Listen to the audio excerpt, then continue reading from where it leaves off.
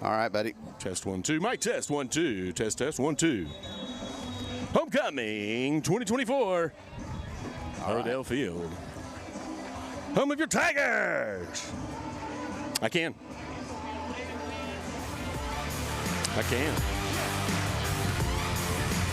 Wiki, wiki, wiki, wow. Sounds good.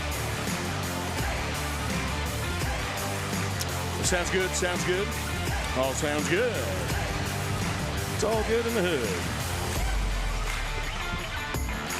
Check. Good under the hood. How's mine on the, can you hear mine? Is it sound about even with yours? Yeah. We're good.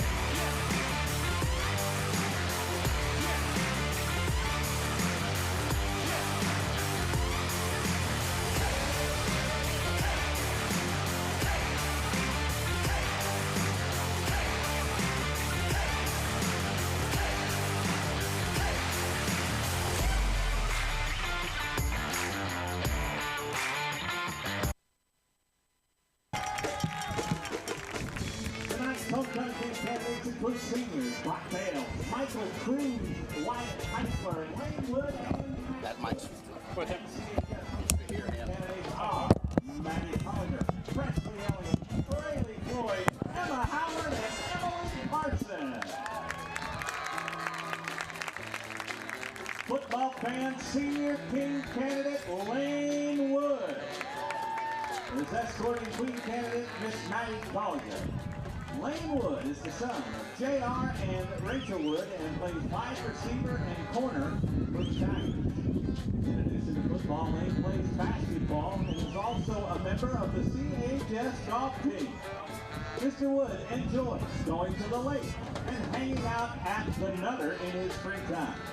Lane is a member of the National Honor Society, has been named Player of the Week and Defensive Basketball Player of the Year. One of Lane's favorite football memories is his team's undefeated seasons throughout middle school. Following graduation, Mr. Wood plans to use the electrical certifications he earns at Central Tech toward a lucrative career. Lane Wood.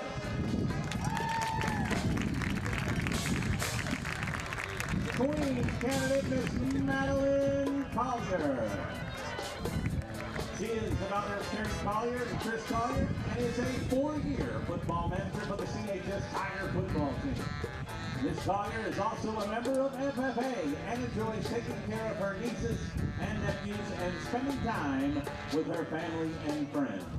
Maddie's honors include National Honor Society, CHS Honor Roll, various city awards, and FFA Member of the Week. Maddie's favorite football memories include the times her friends came back to her house after games her sophomore year. After graduation, Miss Collier plans to attend college, where she will major in communication sciences to become a speech pathologist and create a successful future for herself. Maddie!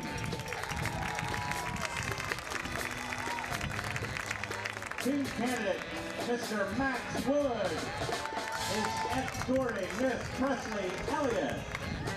Senior Max Wood plays wide receiver defensive back for the Tigers and is the son of J.R. and Rachel Wood. In addition to playing football, Max also plays basketball and golf for the Tigers and enjoys hanging out with friends at the Nutter in his spare time. Mr. Wood's honors include Basketball Offensive Player of the Year, National Honor Society, and Player of the Week. Max's most vivid football memory was his leg injury the first game of this season. His short-term goal is getting his leg healed so that he will be ready for basketball season. After high school graduation, Max plans to find a career that brings him happiness and also plenty of money, and continue to spend time with his best buddy, his dog, Jax. Max! Queen candidate Miss Presley Elliott. She is the daughter of Chris and Courtney Elliott and is a 4-year member of the CHS varsity dance team. Miss Elliott's activities include captain of the CHS dance team, student council representative, and 14-year member of Dance Star Productions. Presley's honors include the National Honor Society, Vice President, 3-time OST TBA Academic All-State, Varsity Scholar, and Superintendent's Honor Roll. Some of Presley's favorite memories from football are the group dinners at Godofredo's after games. After graduation, Miss Elliott plans to attend Oklahoma State University to pursue a degree in nutritional studies. Presley's dream is to attend medical school and ultimately get married and have a cute little family. Presley! Escorting Miss Rayleigh Floyd tonight is senior king candidate Michael Cruz. Mr. Michael Cruz is the son of Christopher and Stephanie Cruz and plays offensive and defensive line for the Tigers. In addition to football, Michael is also a member of the wrestling and powerlifting teams at CHS. Mr. Cruz's honors include selection as a football captain, member of the Gifted and Talented Program, and National Honor Society. Michael's favorite football memories are the times the linemen would spend hanging out before the game sophomore year, and the lineman lunches that they had each Thursday. After graduation, Mr. Cruz plans to attend Tulsa University or Oklahoma State, where he hopes to obtain a degree in kinesiology and sports medicine. Michael! Queen candidate Miss Braylee Floyd. She is the daughter of Chase and Blair Blankenship and Jeremy and Mandy Lemon. Braylee has been a member of the CHS varsity cheer squad for 4 years. In addition to being a CHS cheerleader, Braylee is also a 3-year officer in the Cushing FFA, where she currently serves as secretary, and is a member of the cosmetology program at Central Tech. Miss Floyd's honors include member of the National Honor Society, as well as membership in the National Technical Honor Society. One of Braylee's most vivid football memories was when Maddie fell on her head at the Perkins game. Following graduation, Miss Floyd plans to move to Stillwater and begin her career in the cosmetology field. Braylee! Escorting Queen candidate Miss Emma Howard tonight is senior King candidate Mr. Brock Bales. Mr. Brock Bales is the son of Curtis and Dusty Bales and plays wide receiver and defensive back for the Tigers. In addition to football, Brock also enjoys lifting and hanging out with his friends.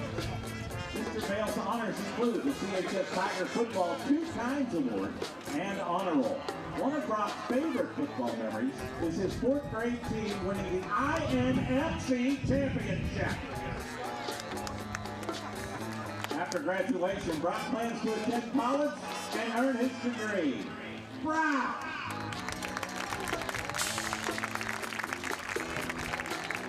Queen candidate Miss Emma Howard. She is the daughter of Norm and Marty Howard. Miss Howard is a 4-year CHS football team manager, a 12-year member of the DSP Elite Dance Competition Team, and member of the Cushing Free Will Baptist Church Youth Group student leader. Emma's honors include National Honor Society president, ranked #1 in her class, and superintendent's honor roll. Emma's best football memory is when she dressed up as Coach Fry for the Halloween game. After graduation, Miss Howard plans to attend Oklahoma State University to receive her BS in biochemistry, and then proceed to medical school to pursue her future career in the medical field. Emma hopes to marry the man of her dreams and make him a trophy husband.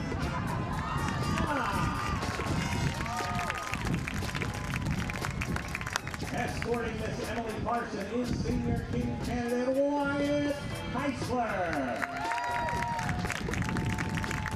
Wyatt Heisler is the son of Brandon Heisler and Melissa Peterson, and plays tight end and defensive line for the Tigers. In addition to playing football throughout high school, Mr. Heisler enjoys running his own business with his buddy Dave Markham and W pressure washing. And cards will be handed out later, hanging out with his girlfriend and friends, and spending time fishing and hunting. Wyatt's honors include National Honor Society 2024 Cimarron Valley Pressure Washer of the Year, and Athlete of the Week. One of Wyatt's greatest football memories was playing in the state championship game 2 years ago. Following graduation, Mr. Heisler plans to become a construction apprentice and later run a construction company. Wyatt! Queen candidate is Emily Parson. She is the daughter of Anthony and Luz Parson and is a 4-year member of the Cushing varsity dance team. Miss Parson is also a 12-year member of the DSP Elite Team and has danced at Dance Star Productions for 14 years. Emily is the senior class president, a 3-time Oklahoma School Honor Society recipient, a 2-time UVA All-American dancer, and has won 7 national dance championships. One of Emily's craziest memories from football is the game that it snowed, and the team danced in the snow. Following graduation from CHS, Ms. Parson plans to attend college, where she will earn a degree in a STEM field. She hopes to travel the world, settle down, get famous, marry into the royal family, and live happily ever after. Emily!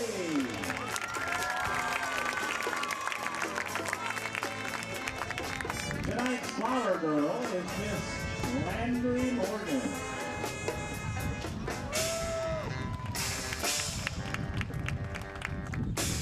And the crown bearer is Mr. Cannon Fowler.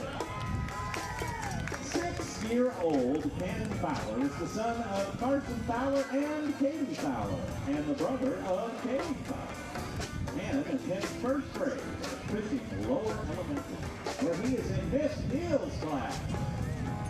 Cannon's hobbies include playing virtual reality games, playing with his cousins, swimming, and especially eating cookies.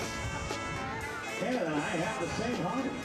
Cannon plans to grow up to one day be a fireman.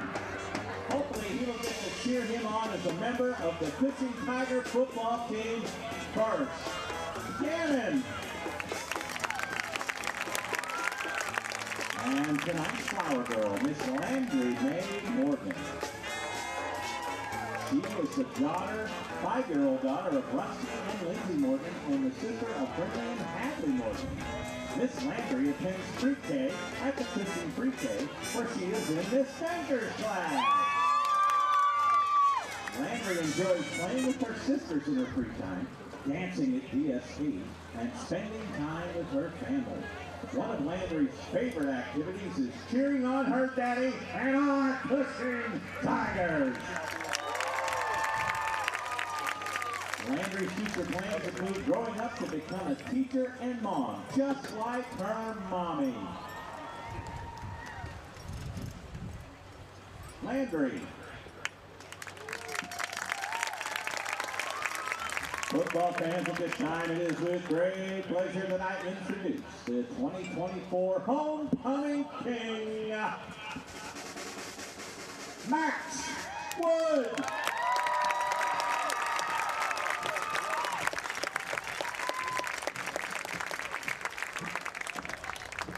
And the 2024 Homecoming Queen, Maddie Collier.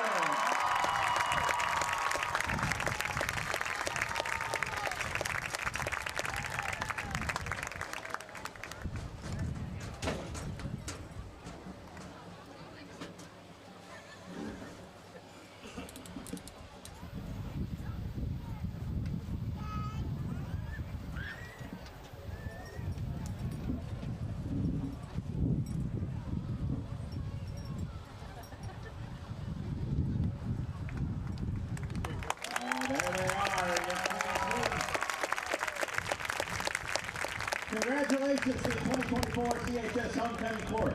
This concludes our 2024 Homecoming Ceremony. Congratulations to the entire court, and let's go Tigers!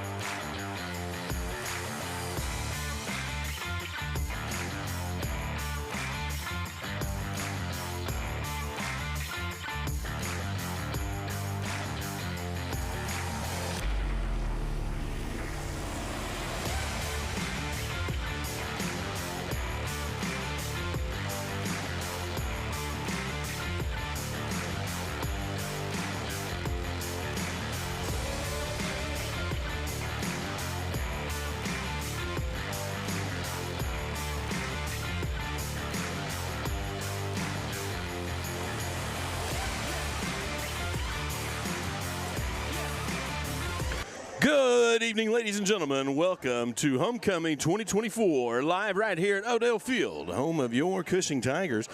I'm Travis Perry, joined with Bruce Vogt here in the press box following the homecoming festivities. And this is the Plains Pipeline pregame countdown.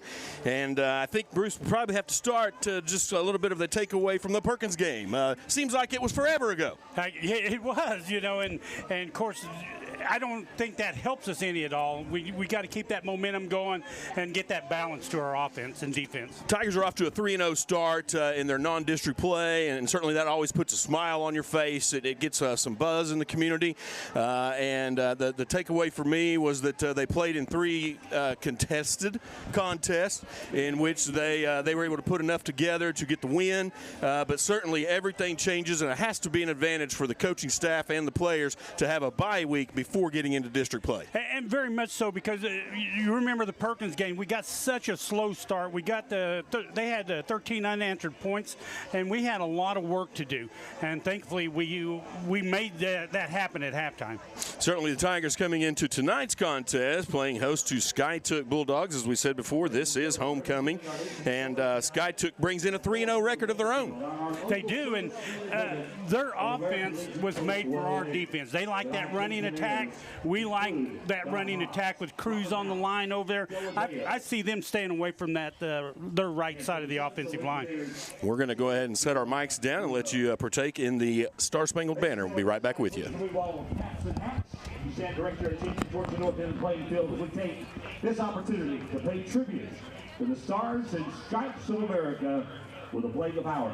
National anthem followed by Oklahoma and our school fight songs.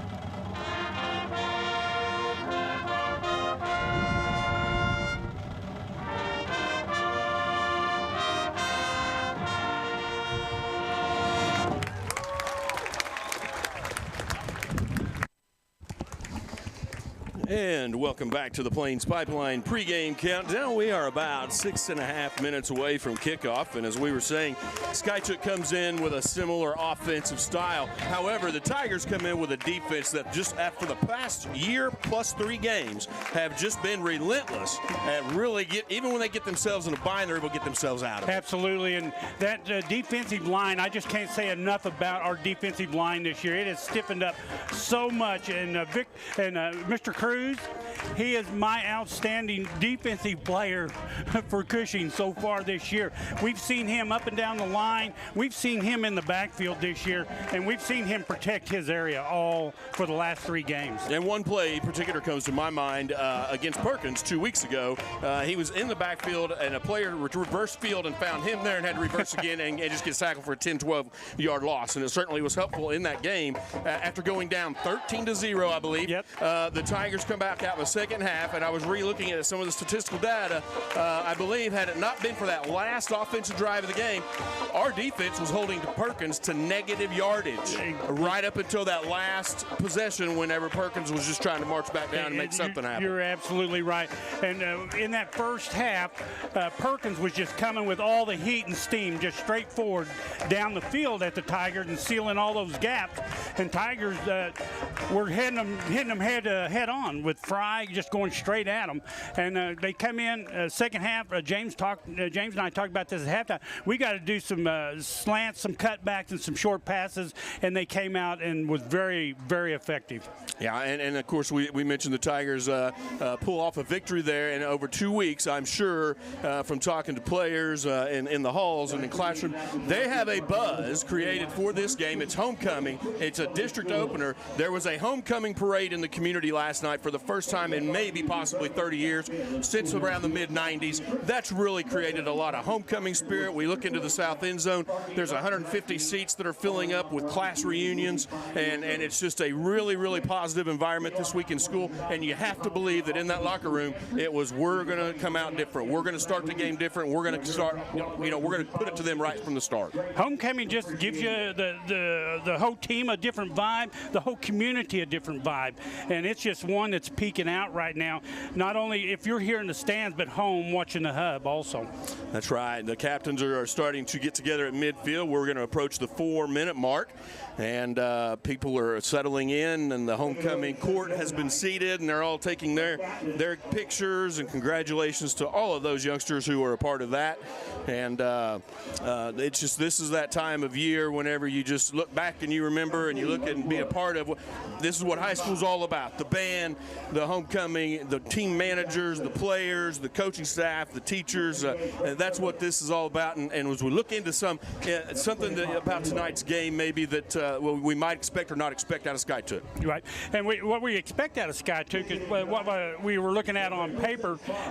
Their quarterback, Landis, he went last week 14 of 17 for 175 yards. That's pretty good stat. They show him at about 85% completion rate, which is just a little bit better than we have with Tucker, who went 11 catches, 66 or 11 passes, 66 yards last year. They are a powerful team. They've got the rushing game, and they've got the short pass game. They don't have the long pass game. They've got quite a few rushers. We got to watch out for Kevin Landis, who's a quarterback. He's a runner. He is on the ground good. Eli Sutton is our big threat. He had 125 yards rushing last week. So they like the ground attack and the short passes. We've got the defense to combat that. Certainly, the Tigers, I've talked to some of the athletes. They've been watching film, and they believe that they do pair up well against Skiatook, and they expect to come out victorious. But how that's going to look and how it's going to be, we will soon find out as we are counting down to 2 minutes left until kickoff. And captains are formalizing everything. The officials are going to tell us here in just a moment as to the coin toss and what the teams chose. And it looks like Cushing will defend the south end zone. Skiatook possibly, yes, indeed, has won the toss and chosen to defer. So the Tigers, I believe, will receive the opening kick and put the offense out and try to make the first strike. Heading to the north, and there is a north breeze. And what we need to do, Travis, is we've got to be a four-quarter team. We can't wait 2 quarters, let them put a lot of scores up, and let's try to come back to that. We've got to be 4 quarters, putting some type of score on the board. Skiatook is just that team. Last week against Nathan Hale, which is a 5A team, they put 7 points in the first, 14 in the second, and replicated that in the third and the fourth. We've got to be a consistent team like that. We've got to come out, we've got to hit strong, fast, and move the ball, and get that respect from them real quick. I want to go ahead and mention our kickoff sponsor this evening. That's Susan Pitzer from Century 21. If you're thinking about buying, selling, or investing in real estate, Susan Pitzer with Century 21, first choice and host of the American Dream TV, is here to help. Whether you're ready to make a move or just exploring your options, Susan can guide you every step of the way. Give her a call at 918-527-1259. That's 918-527-1259, and start making your real estate dreams a reality. So as we begin to close our Plains Pipeline pregame countdown, any last thoughts, Bruce, as we get ready to get started here? No, just a good game tonight. Travis, you're going to be flying solo for most of the game. James, he's our producer / color guy. And hey, thoughts and prayers are with Joe. He's still doing some recovery from some sickness, so we want to mention our thoughts are with him and his family. Is that we want him back well and better. So we just said, hey, man, we got this. You keep getting better. Absolutely, and you and James do a great job of keeping this under control. Remember, the RCB halftime stats with votes notes. It's going to be flawless. We're going to have a good time. Flawless? Flawless? What? Man, that's some, wow. Now we're getting some big britches. If I have to say so myself. Yeah. Woo. All right, good luck with that. Yeah. Love you guys. Tigers are getting ready to come on the field. The home crowd is up, cheering them on, and the clock has reached 0. And ladies and gentlemen, it is homecoming. It is district play. It's 3-0 on the line, trying for 4-0. And we are getting ready. You're watching it all right here on Hub Network Live. Make sure to tune in on Facebook or on YouTube as Killer the Tiger comes across your screen. It is time for week number 4.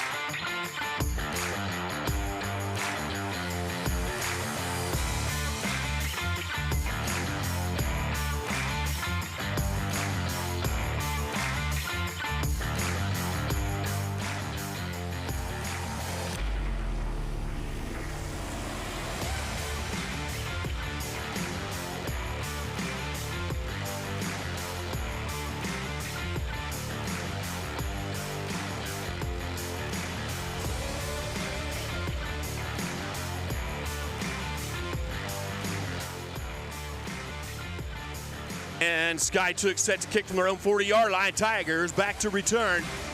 We are underway in district play and homecoming, taken from the 11-yard line.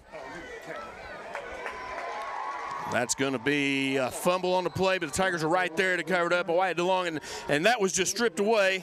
Sometimes you can't do anything about that, and there was a big pile up.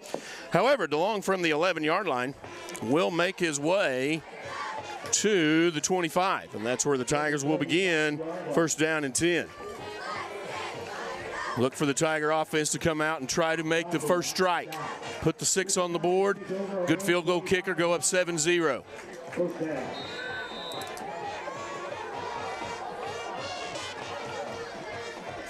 Roman Tucker from the shotgun. Bales in motion. Fry takes the pass goes to Bales. He's out in the flat. Positive yardage on the play. Looks like he'll make it to 27-yard line. Maybe 28. You have 3 on the play.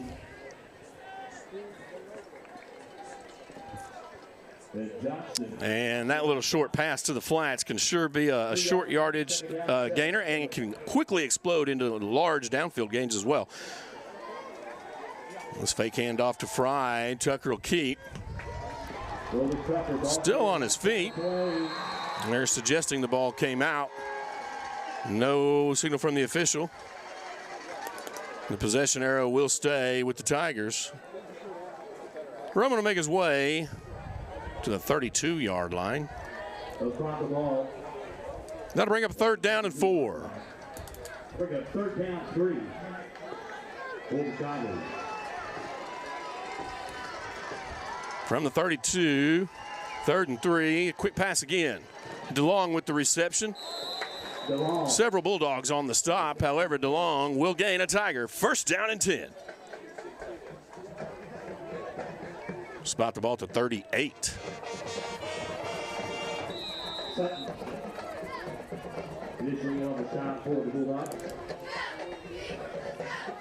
Tigers on the move. 3 plays and a 1st down. Now this handoff straight ahead. Fry has room, still on his feet, fighting for more. Carrying tacklers until enough of the Skytook defense gets there to drive him backwards. Forward momentum will take him just past the 42-yard line. And again, the hard running of Fry. I believe the Tigers found themselves in a situation from the start of the year. Bales is a powerful running back. Fry is a powerful running back. Well, we can capitalize on Bale in a wide receiver. And Fry can get some snaps in, and this pass downfield, wide open to Bales. Right on cue as we are, and he shakes the tackler. Touchdown, Tigers! Oh. What a pass from Roman Tucker finding Bales in a wide open situation, and Bales took it from there. Right as we're talking about the benefit of moving Bales to a wide receiver, Bales said, I hear you guys. Yeah, he heard you. He heard you all the way down there. Watch this. He said, I got it, guys. I got you. I got you, man. And listen, credit to Bales. He found himself wide open because of he just kind of slipped out there unnoticed. Yeah, and that's, you know, certainly we know by design, catch the defense off balance. Absolutely. Now for the extra point. Kick is up, looks good, and is good. So the Tigers with the exclamation point by Landon Miller make it 7-0, and when we talked about first strike, well, we got the first strike, and that's what the Tigers needed in order to not start, as they have in other games, a little sluggish. Travis, you see how they set that up. They had their wide receivers all rush coming into the inside, over the middle, like they've done numerous times this year, and just right out on the outside. Bales just trotted down the sideline. Beautiful pass by Tucker. Yeah, and that's something we talked about. You know, this is we've mentioned it in every broadcast, mainly because Roman is a first-year quarterback in this position, in the starting position. He was a running back for the Tigers last year, but he just continues to develop as a throwing quarterback. He did, and that's almost an impossible pass for a quarterback to hit somebody when they're wide open like that. That's exactly right. I mean, you're not you can almost get too nervous. It's like he's wide open. And you certainly don't want to be hitting yourself on the helmet after a play like that for making a mistake, and he did not. Bales did the rest. Beautiful, beautiful pass play and touchdown. Here's the kick. Miller from his own 40-yard line. It will not be returnable as it goes out of bounds. That will be a penalty, and spot the ball at the 35-yard line for SkyTook now, starting from their own 35. And we'll see what the SkyTook offense comes out and tries in order to answer. But as we have seen and what we believe, the Tiger defense will be ready. And they have been tested, they have been tried, and they have been proven so far this year. Yes, sir. Hey, listen, that's a great start. This is the best start so far for the Tigers, is just to come out and hit them in the mouth and let them know we're here. Yeah, I think the defense is going to have that same mentality. Don't let an opponent believe that they have a chance. And that was one of the things we discussed about Perkins. Perkins came out and just believed they had a chance. This quarterback keeper straight ahead. Several Tigers in on the stop, including Cruz. Linebacker positions, Tucker Lang and Fry. Closing that off after a 2-yard gain. It'll bring up 2nd down and 8. Spot the ball at the 37. Bruce mentioned in the pregame countdown, SkyTook is a power running or a powerful type running squad. At least their statistics have said so in their first 3 games. Sometimes that can be because of the opponent, and sometimes it can be because that is their MO. This handoff again straight ahead up the middle, this time met by a wall. If anything, maybe a loss of half a yard.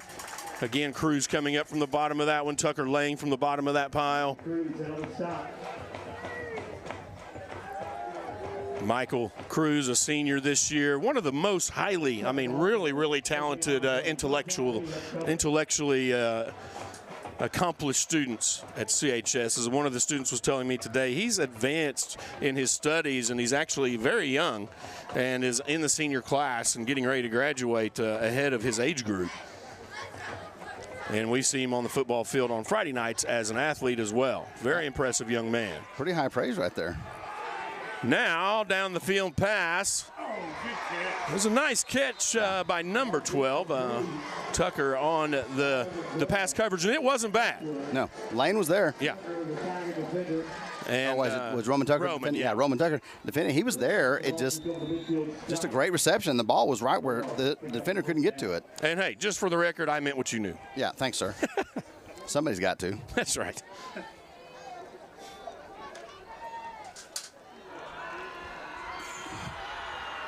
We're going now at first down from midfield. Skytook runs that shotgun offense, much like the Tigers. This run cuts back and finds some open room. Fry is there to knock that one down around the 44. Nice heads-up play. You know, had Tucker overextended a little too much, that was going to be nothing but green over here on our side of the field. And it's always, you know, the preaching in Little League and all the way up through junior high is stay at home, don't over-pursue. And he did a really nice job on that one of shutting down that would-be big game. Let me tell you something. Every time I sit over here in this seat, the more I do this, the more I appreciate just how talented Joe Kennedy is. That goes, I mean, that is, no doubt. Yeah, I don't seem to have the multitasking ability like he does. It's impressive. Quarterback keeper straight ahead might get a yard. 24. See Emerson Harper coming up from the bottom of that pile from that defensive tackle or defensive end position. Spots the ball at the 43-yard line. We bring up a 3rd down and 3. And a nice opportunity for the Tigers to say, hey, we've had about enough of that.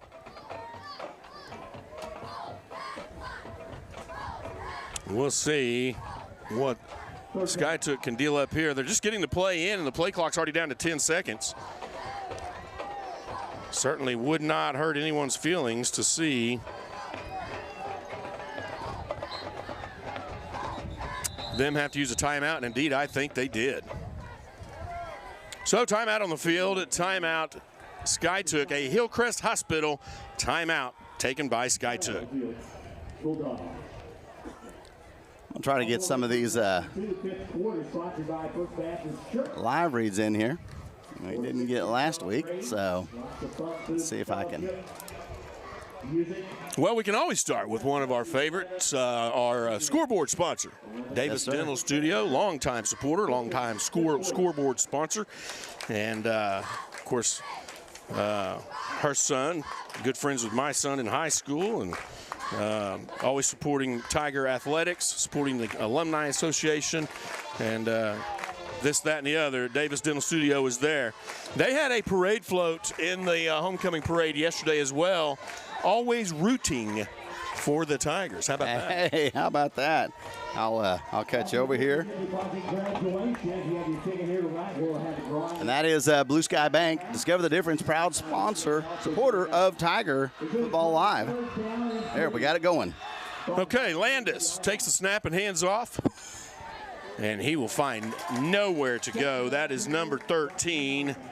And Landis being a sophomore quarterback, number 13, Eli Sutton, is a junior running back, and he comes up 2 yards shy of the first down. It'll bring up 4th down and 2, and the Tigers get set for a punt return, and back is Lane Simpson. Lane proving on Tuesday nights to be a really formidable force in the freshman football games, has had more and more call on the field during high school competition. And this high punt, fair catch called and caught. Tigers will start right near the 5, maybe 6-yard line. And Skytook may be choosing to play the field position side of the game at this point. Travis, I like the way they come in on defense. I like the way they come in on defense and really held Skytook on this first round. And I think I'm not sure he's got you turned up in there. We'll get that in here in just a second. There we go. Now he's up. Like I say, the Tigers' defense was unbelievable on that first round or first series of plays against Skytook. Skytook just could not get untracked. They had a muff snap there, that first one, where the play was just kind of non-existent. Hey, there was a 10-foot yellow jacket in here fixing to attack me. Priorities, gentlemen, priorities. Tucker passes right side. DeLong's out there, but he can't stretch the play quite enough. Forward progress is going to keep him at the 2-yard line. Sky took hoping for the safety. Didn't get it that time. My correction, that is Lane Wood on the reception. 2s and 3s from this distance at my age with these glasses can sometimes look familiar. Wyatt DeLong now, number 3, closer to me. I can tell that's him for sure. Lane Wood split to the far side. Tigers in a double tight offensive formation will hand off straight ahead and try to get some running room out of Fry, and they get some. Still on his feet, fighting, gets to the 5. That gains back some of the negative yardage. However, the Tigers will be faced with a 3rd down and 13, which could bring up the question, do you pass in this deep, deep situation where a turnover could result in a touchdown the other way? Good point. And the other good point is our punter, Joyner, is out with a broken ankle. Yeah. Yeah, I saw him in the parking lot the other morning, and I thought, oh, no. I've bragged on him in every single broadcast, and now I just have to brag on what he will do again someday and has done so far. Tigers will pass. Roman Tugger, right side, open man, long. He's making it happen.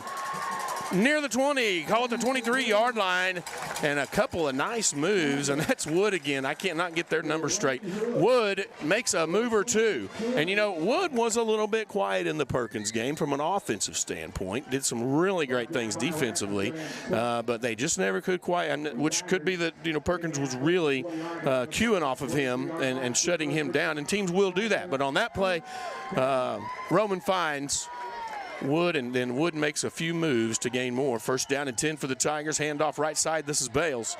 He's breaking tackles left and right, makes his way near the 30. Impressive run by Bales.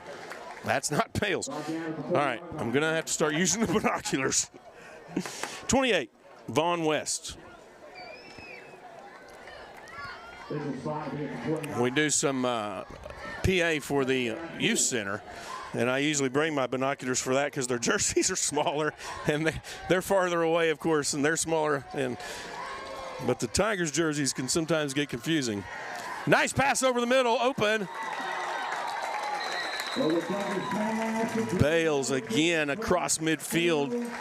Inside the 45, call it the 44-yard line. That's a Tiger 1st down and 10, and the Tigers on the move. Started at their own 5, backed up to the 2-yard line, making an impressive 98-yard attack at the moment. Mixing it up between West, Simpson, Bales. Now Roman Tuck from the left side just keeps it. Let me tell you, that was close to out of bounds, wasn't it? He'll make his way to the 41-yard line. A gain of 3 on the play. It'll bring up 2nd down and 7. We're approaching just under the 3-minute mark. Tigers are up 7-0. Hey, interesting note, Tucker right now 7 for 7, 102 yards, or 108 yard passing. Certainly from a Tiger player and a coaching staff standpoint, you couldn't hope for a much better start. Thus far, knock on wood. Now Roman Tucker with his legs. Oh, one man to beat, and he was off to the races. But a nice move, close to a 1st down. We'll call it 3rd down and 1 from the 35-yard line. 35-yard line. And the Tiger offense looking like they are mixing it up, matching, and making it happen. Mixing, matching. Bales 3 catches, 86 yards. DeLong 1 catch, 4 yards. Woods 2 catches for 12. This DeLong stays on the near side. Bales in motion. Reverse field handoff, and it's off. Nope, he's going to get caught. That's number 16, Jason Edwards. He's a junior running back for the Tigers. Makes his way to the 20-yard line. I love it. Jason getting in the mix. So four plays in a row, 1 guy to beat. Nonetheless, another Tiger 1st down and a timeout on the field. Nope, not a timeout. That was Evans, yeah. Edwards. Number 16. Now Roman Tucker pass. I like this, mixing it up. Go. He's got open field, makes a move to the 10, down at the 5. Wow. He will get tackled just inside the 5. Roman Tucker now making it happen with his legs and making it happen with his arm. I love the mixture of the Tiger offense. And another note, you know, in our last broadcast, if you missed it, the Tigers have shown some different formations as well this year, going under center a few times in the Perkins game. They have, and I like this rushing attack that we're putting on the Bulldogs. You know, if the pass is there, great. If not, then the Tigers are developing into that style. This over the right side, just short. And they came up with the ball. So Skytook being signaled with a fumble recovery at the 1 yard line. Oh. Now, I'm going to maybe call it, and if it doesn't happen, I never said a word. This is going to make the Tiger defense really upset, and they're going to get a safety out of this. I didn't get to see who was carrying the ball on that, and there was just a pile up on the inside. I believe it was Wyatt Heisler. That's who I thought it was, too. We need to bring back the buy your binoculars in the stands routine. Peanuts, popcorn, binoculars here.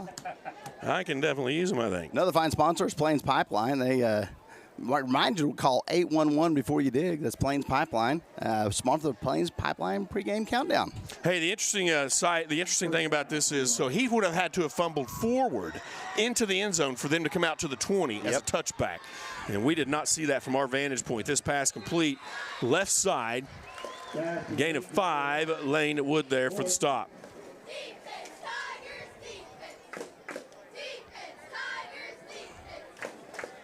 So a gain of 6 now. Brings up 2nd down 4, 2nd down 5.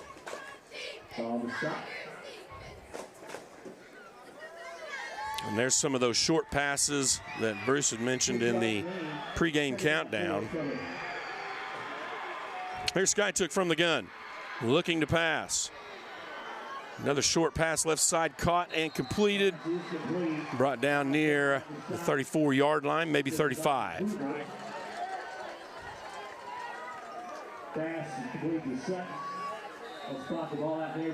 Just shy of the 35-yard line. It will be another Bulldog first down and 10.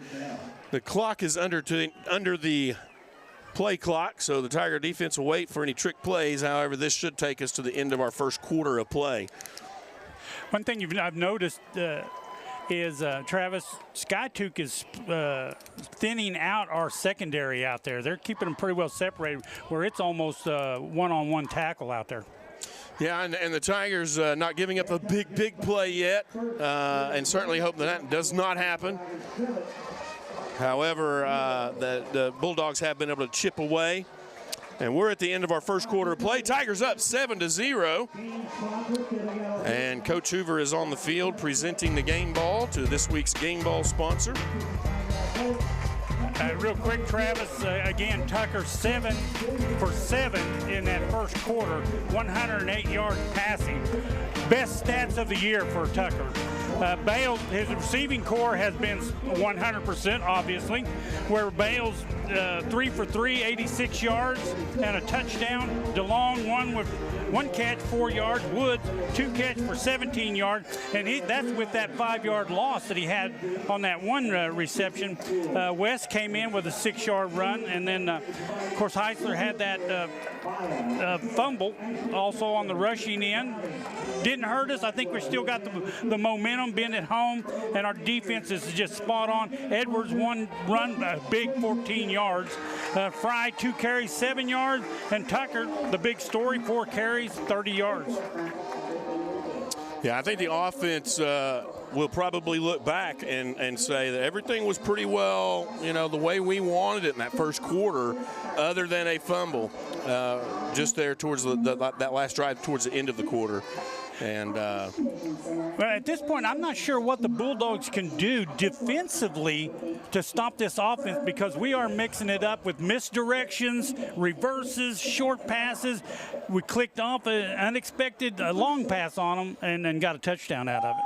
And it certainly, you could easily say the only thing the Tigers can have happen, the rest of the way, if things continue like this, is they can only hurt themselves. And we do not want to see that happen. It can happen, but we don't want to see that happen. Very true, but they need to expect the unexpected here with the Skiatook Bulldogs. They're just not a little fluff team that rolled into Cushing to give us a win. They're not going to roll over. They're going to come back and bite hard. And you can see as their offensive line approaches this near hash mark, they've got some size on their line, and we've seen some skill in their running back and their quarterback position. That stunt really worked well as Fry comes through, blitzing linebacker, and is able to swallow up Landis. And Landis will lose 2 on the play. Call it 3. Brings up second down 13. The ball just shy of the 32-yard line. I like the stunts by the defense. We've got to do more of that just to keep the Bulldogs on their toes. Yeah, that was sure. And it looked like it. Well, of course, under pressure, you couldn't tell. He was probably going to do another short pass. Now Landis back to pass again. Looks downfield. That one tipped. And almost a tip drill. Almost a tip drill for Bales, I believe. He was in the vicinity. 41's one that mixed that up. And so Bales would have been on the receiving end of the tip, and 41. I'm going to go here to my Camden Wilson was there to make that happen as a good defensive coverage. On the would-be receiver, now 3 wideouts, far side, 1 to the near. And Landis doesn't have anywhere to go except underneath. That's got some blocking, nicely designed play. Roman Tucker here to stop it before he gets away from him. From our vantage point, that opened up right in front of us, and you could see how designed it was that blockers were in certain positions. Yeah, that was between the linebackers and the D-backs, and that was just a well-executed play by the Bulldogs. And I think with that being a short, quick, underneath pass to the far side, those linemen just hesitate a moment, and then they move right into a wall-style block to keep everything that shifted left from coming back this direction. Nonetheless, first down and 10 from the 38. That's going to be a fumble on the field. Tigers have recovered, waiting for the signal. One official is, and the head official now signals. We've got another official that's questioning if he's down. They will have a discussion.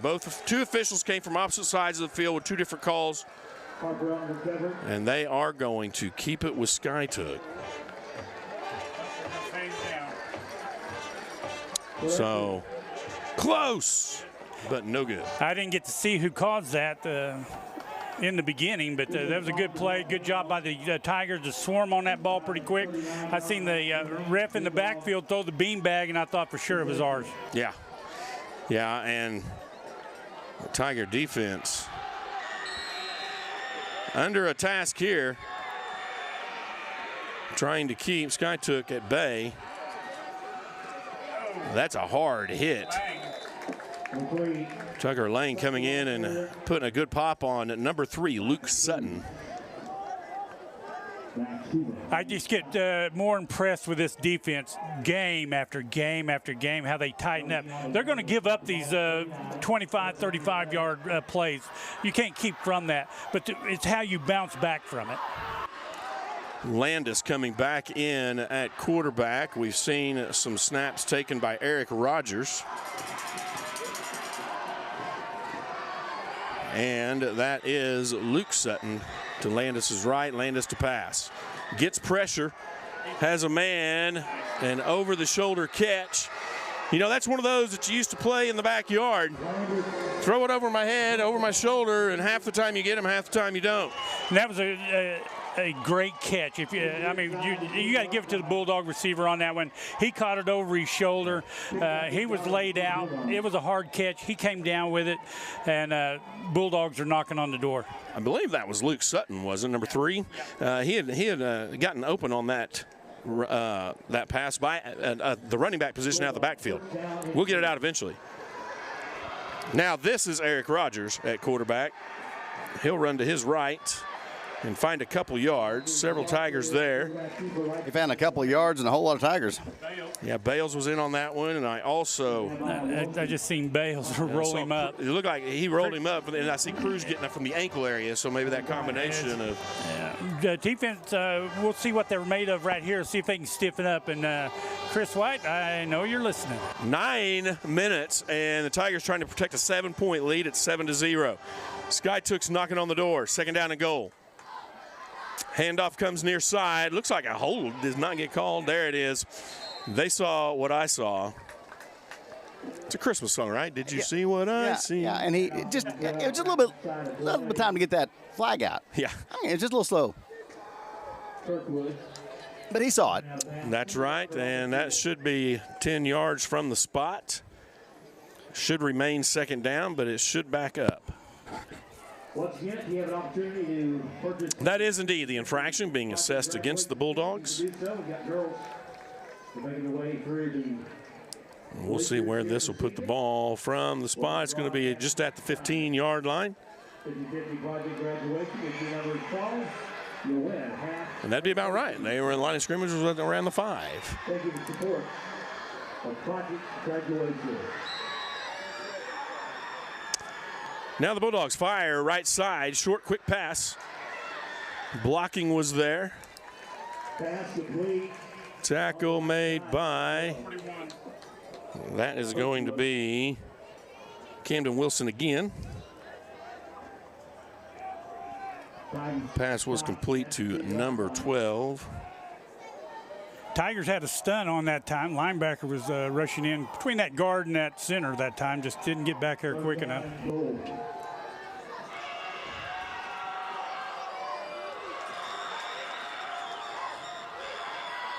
Tavian Kirkwood, number 12, is a freshman. Woo. That one just a little too hot. That was a and the quarterback Landis took a big hit from Fry as he let go of that one. Yeah, he came up and his shirt was about halfway twisted around his body, the quarterback. So he's going to take a. See, the Skytook uses 3 quarterbacks. Yeah, and I think that'll be something to look for because, they're using Landis in the throw with the arm, and then we see Eric Rogers do a lot of the runs. Going to attempt the field goal, and it is good. So Skytook comes away with what they will call a victory. In my opinion, the Tiger defense comes away with a victory, holding only to 3, still maintaining a 7-3 lead with 8:13 remaining in the 2nd quarter. Totally agree with you, Travis. That was a Tiger stand. I mean, they made a wall. They got a break on that holding, and actually it wasn't a break. They caused their own break on that one. That's just because of that rush. Yeah, when you play with that intensity, you force holds like that a lot of times. It doesn't always get seen, but it happens. It's true, and sometimes it's a flagrant enough that you'll get the call. Other times it's just they'll let them play. But this time it was a bad hold. There'll be several activities tonight during halftime. The band's going to play. I believe the All-State golfers from Cushing High School are back in town for a recognition and maybe a type of golfing reunion. And the Alumni Association presenting the Hall of Fame inductees this year to Dr. Kai Seaver and to Stephen Moore, and both their families are here for that. And here's the kickoff after the field goal. Be fielded around the 22-yard line. Big hole. And a nice return, still on his feet. Fighting forward, fighting through 3. Bulldog takedown. And Fry gets that return. So a nice, powerful run by him puts the Tigers in great field position. When Fry lowers his shoulders, it's going to take multiple people to bring him down, just like it was right there. They had to gang tackle him, and he still carried him another 3 yards. And something, we always go back to the strength and conditioning of the Tigers and their summer workout program and their fall and spring programs here at school is to try to create that forceability that makes it difficult for defenses. This handoff straight ahead. He's going to gain a couple on the play. That's going to be Fry again, making his way to the 45-yard line. Gain of maybe 1. Now that's going to gain a 2, brings up second down and 8. 45-yard line, brought down at 56. Approaching the 7.5-minute mark. Tigers still up 7-3, but the offense is on the move. 3 wide receivers near side. Handoff to Fry. He's got some good blocking, gains maybe 2-3 more. Eli Sutton in on that tackle. And I know you guys couldn't see that, but there was a ghost in the machine over here. My text editor said 7-0, but somehow up on the scoreboard it jumped up 23-13, and with no explanation whatsoever. So we got it right. So those of you watching, hey, sorry about that, but we'll keep an eye on it. Get that guy out of here. That's the you've heard of the ghost light from Toe Mater. That's a ghost button. Nice. Yeah. Design quarterback run, finds room. Roman Tucker on the move, gets to the 43-yard line, and that'll be a Tiger first down and 10. Roman Tucker, straight ahead. Roman Tucker helping keeping him off balance tonight. Again, that's his 8th rush with the ball, 38 yards. So, he's picking up some decent yardage per carry. And some good blocking by that senior-led offensive line. Something that we've taught to the coaching staff throughout the year is, they really like seeing that senior leadership and development. This long pass downfield. Lanewood brings it in, makes a move. Down. That is so reliable and so handy. And you said reliable. That's what I was getting ready to say. He's consistent week after week after week. Start calling him Upright Miller. This will be taken around the 7-yard line. And blockers and some defensive guys closing. He's breaking a couple tackles, makes his way out near the 30-yard line. So that's where the Bulldogs will take over first down and 10. The Tiger defense back on the field. Let's see if they can keep up that intensity. I mean, right now, they seem to be clicking on all cylinders. They give up a little yardage here once in a while, but, that's to be expected. But when it's time to clamp down, they really get tough and really dig in. Yeah, and the bend, don't break mentality can do a lot for you. I think I don't necessarily believe in living by it, but you can witness it and you can say, okay, it's working. Landis completes the right side. And that's Wood on the tackle. And a gain of, I believe, 5. Yeah, second down and 5 now from the 33. They had the Tigers spread out on that one, so that was a well-executed play by Sky to draw everybody into the inside, let that receiver wheel out and get the pass. Now Landis from the shotgun looks to pass again. Out in the flats to the near side.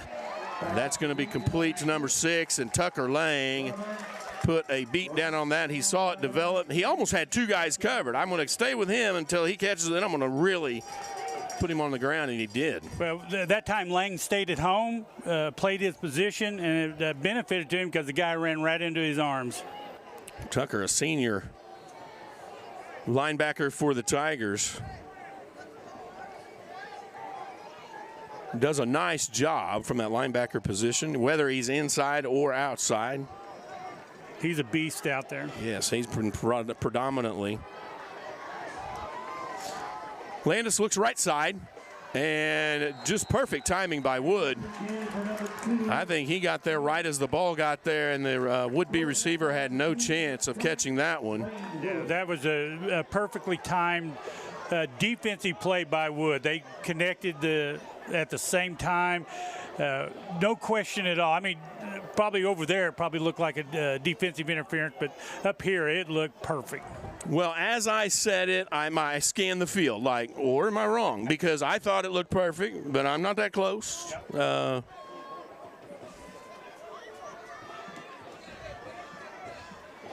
Now, Sky Took getting set for the punt from his own 20.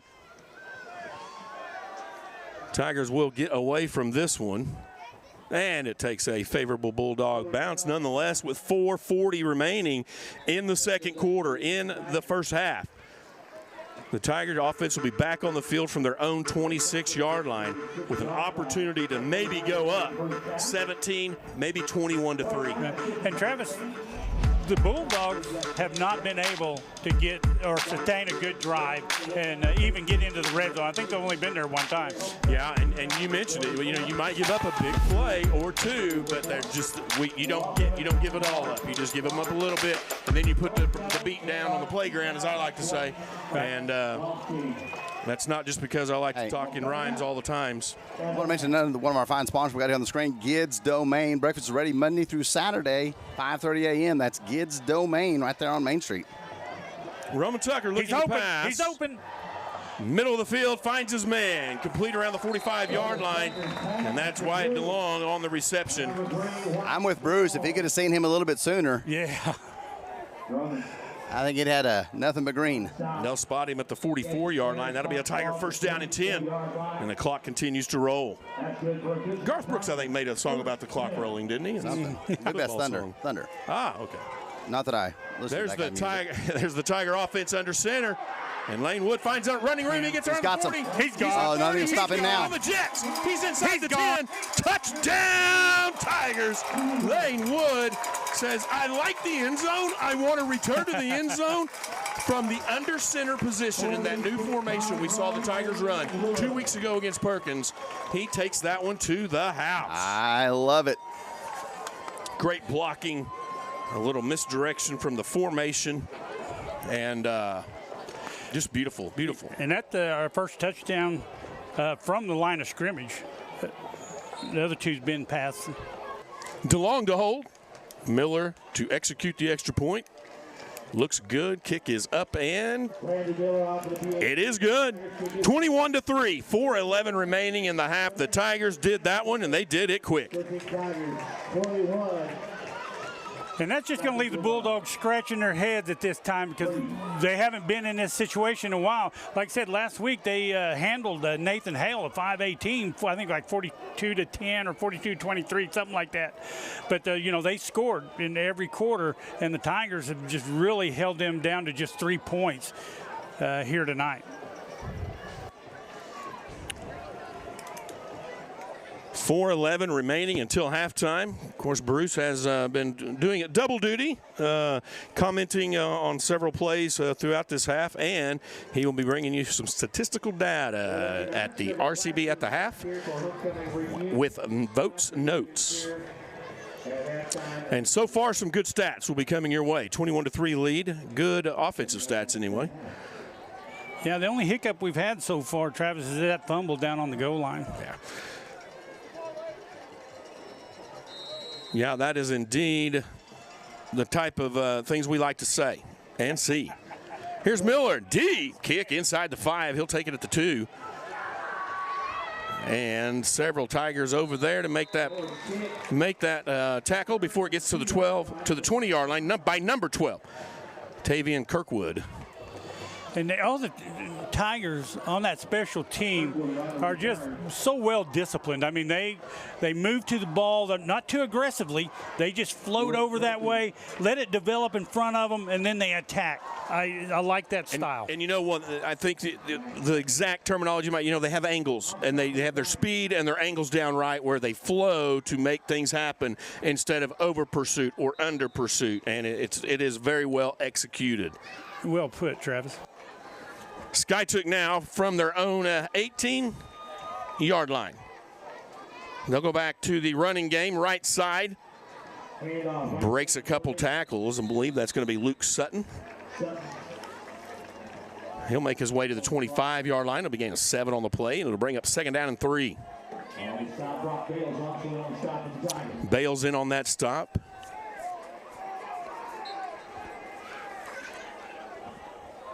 And I was getting a little suspicious, and I looked. The flag is not blowing. I thought, is it getting hot in here, or is it just me? And the wind has completely died down. So moving north, moving south, no effect on the teams right now. Landis hands off again, straight ahead. It's Fry at the bottom of that tackle. Bales and Camden Wilson coming up from it as well. It'll be a Bulldog first down as he'll make his way just shy of the 32-yard line.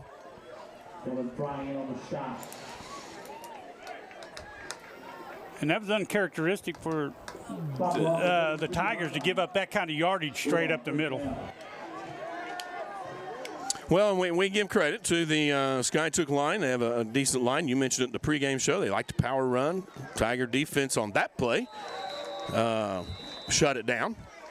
Maybe a half-yard gain. Heisler on the stop. Bring up 2nd down and 9. Heisler on the stop. Cole Cooper coming out of the game for the Tigers, and I believe that was Emerson Harper checking back in. I believe you are right. Approaching 3 minutes. 21-3 is the lead. 2 wide receivers to the near side. Double tight look by the Bulldogs.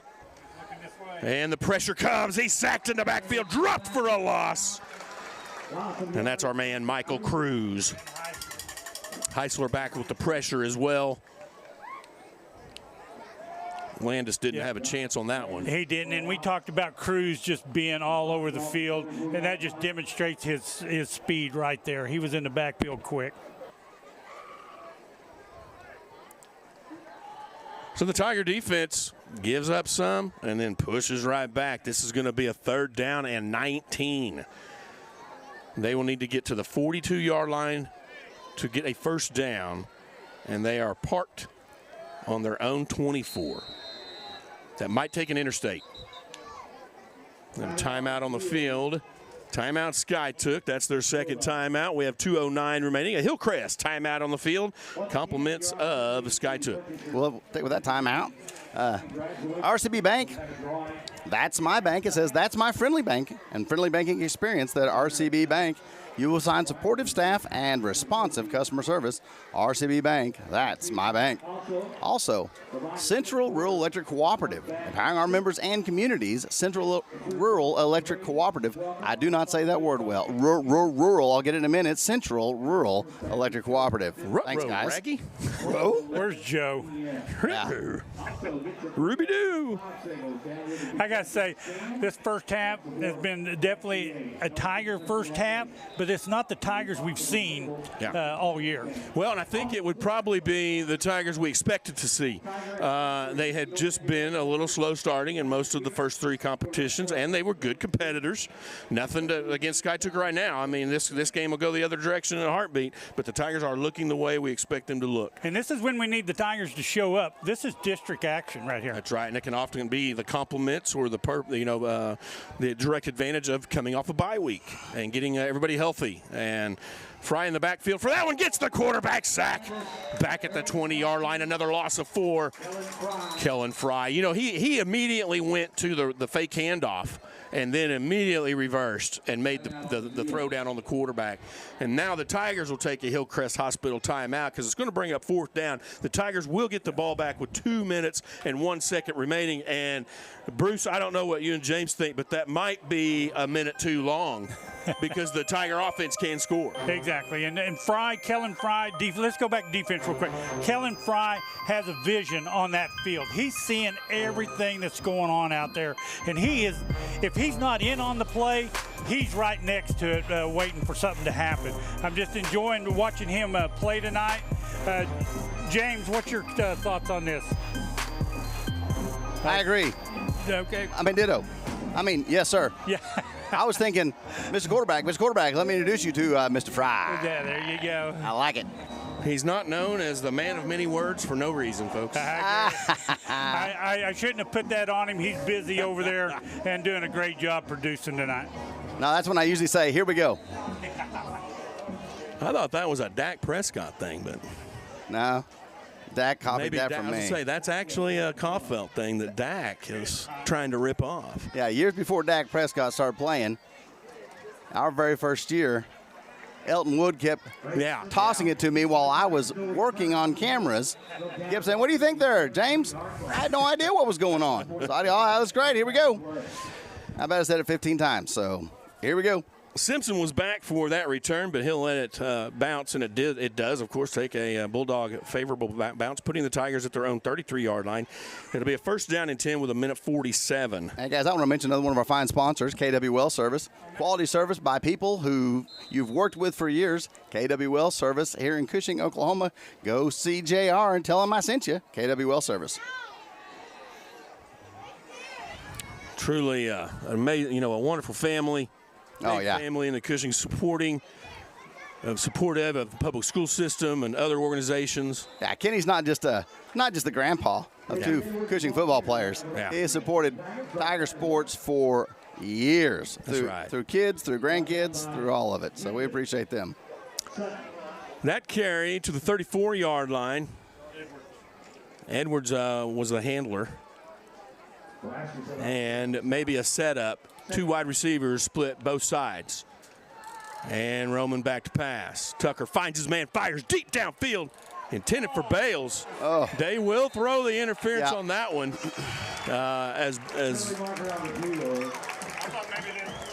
For a minute, I thought maybe they was going to let that go uncatchable. Well, and that was my first thought, but he was definitely interfered with. Oh, yeah, he was definitely tripped up.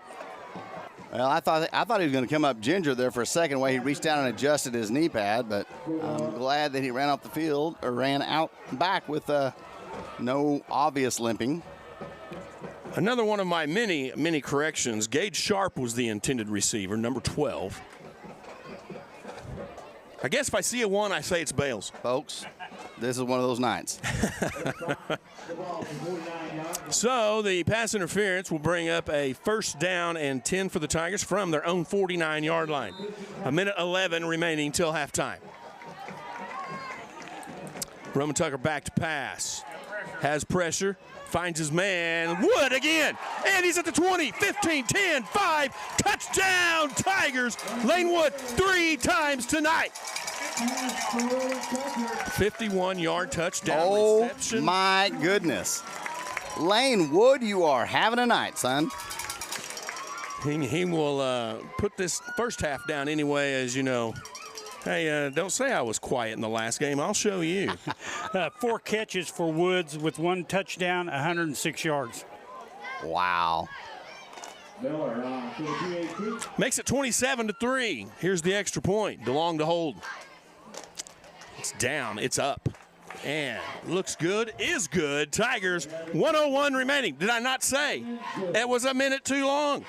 Yeah, 1:01 remaining in the half. The Tiger offense. And I'll keep everybody in suspense, but Tucker's over 200 yards passing right now.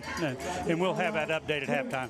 It's going to be career night at Odell Field as the Tiger offense is hitting on all cylinders and then some. All right, we're going to keep on mentioning some of these fine sponsors now that we actually have our live reads in here. Coops Fast Lube, you said his grandson was coming off the field earlier. Go down and see Doug. They are the sponsor of the game ball, and that's for the player who has really stood out as heart and try throughout the game. So we give them game ball each week. That's Coops Fast Lube and Tire. Go see him for all your oil change or tire needs. Tell Doug I sent you. Coops Fast Lube. And, hey, I think, James would probably be okay to mention that normally at the start of the game, we would be mentioning that from the previous game. So we still have yet to award Perkins. However, in our shorthandedness, that will come to you possibly online, and we'll be updating you at future broadcasts. So we'll have the Perkins games MVPs to you later on. Yes, sir. That tackle made around the 15, and I believe he falls forward, maybe the 16. And so the Bulldogs will have 56 seconds to do what they've not been able to do so far, and that's score a touchdown. They do have a field goal, 28-3, our first half score so far. And not to let up on the gas defensively here just because there's 56 seconds. That's right. That's, 48 all in is the slogan, the logo for the Tigers. That's 12, 12, 12, and 12-minute quarters. Don't ever give up, don't ever give in. This handoff right side. I believe that's Sutton is the running back. And Cruz with the tackle. Sutton will gain 2 and bring up second down and 8. The scoreboard's going to call it second down and 7. from the 18. My friend Doug called and said he needs a Diablo sandwich and a Dr. Pepper. We'll make that order to the press box. That sounds pretty good. So Skytook, second down. Hands off to the near side, cut back. And the Tiger defense secondary is there. Short of the first down. Lang and Fry or Roman Tucker? Roman, Tucker, and Fry on that stop. 5-4, 3-2, and everybody's going to be content. Going into halftime, the Tigers have a 28-3 lead.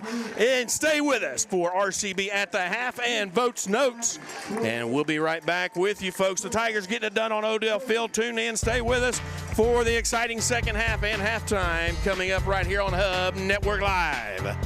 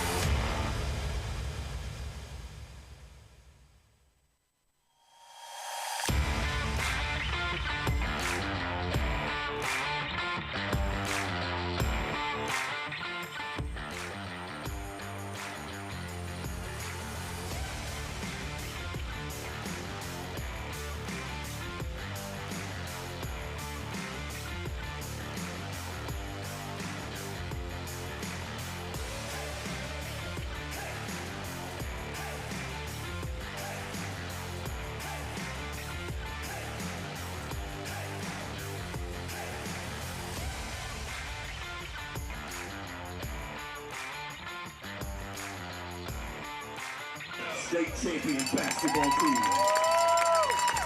Among other honors, Stephen is an Eagle Scout.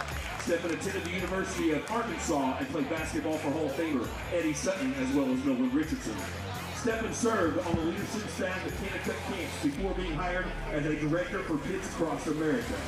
Kids Across America currently serves over 7,000 youth and 700 of their leaders. Stephen served as director for KAA number 3, ages 15 to 18, and was assistant executive director of KAA for 18 years. During that time, he worked with and spoke to thousands of youth and their leaders.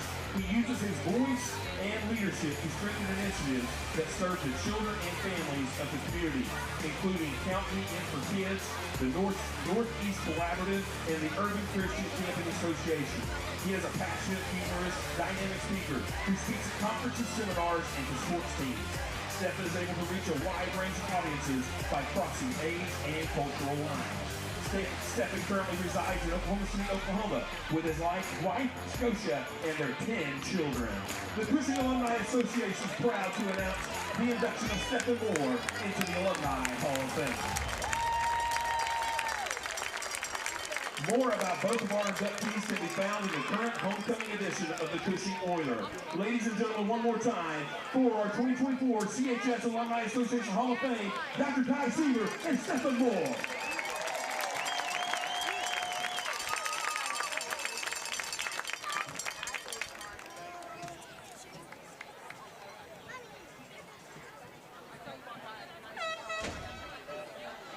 All right, ladies and gentlemen, at this time, the Cushing High School marching band is taking their positions on the field.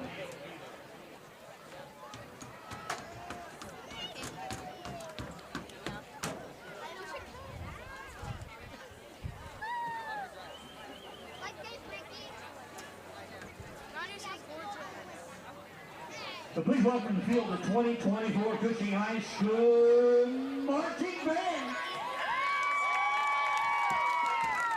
The CHS Marching Band's 2024 production is entitled Siren Song, featuring musical selections from Carnival of the Animals and The Wellerman.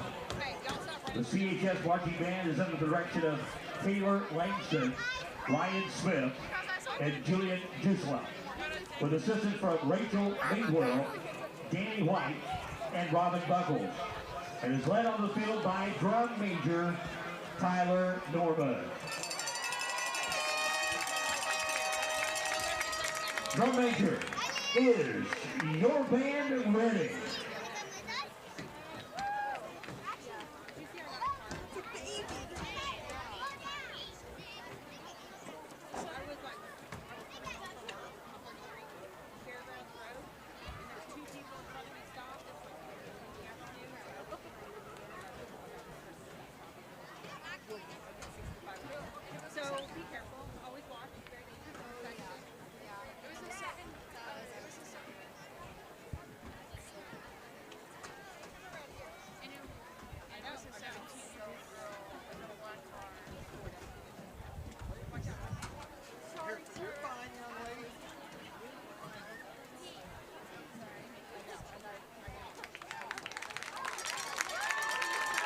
Cushing Public Schools is proud to present the Cushing High School Marching Band.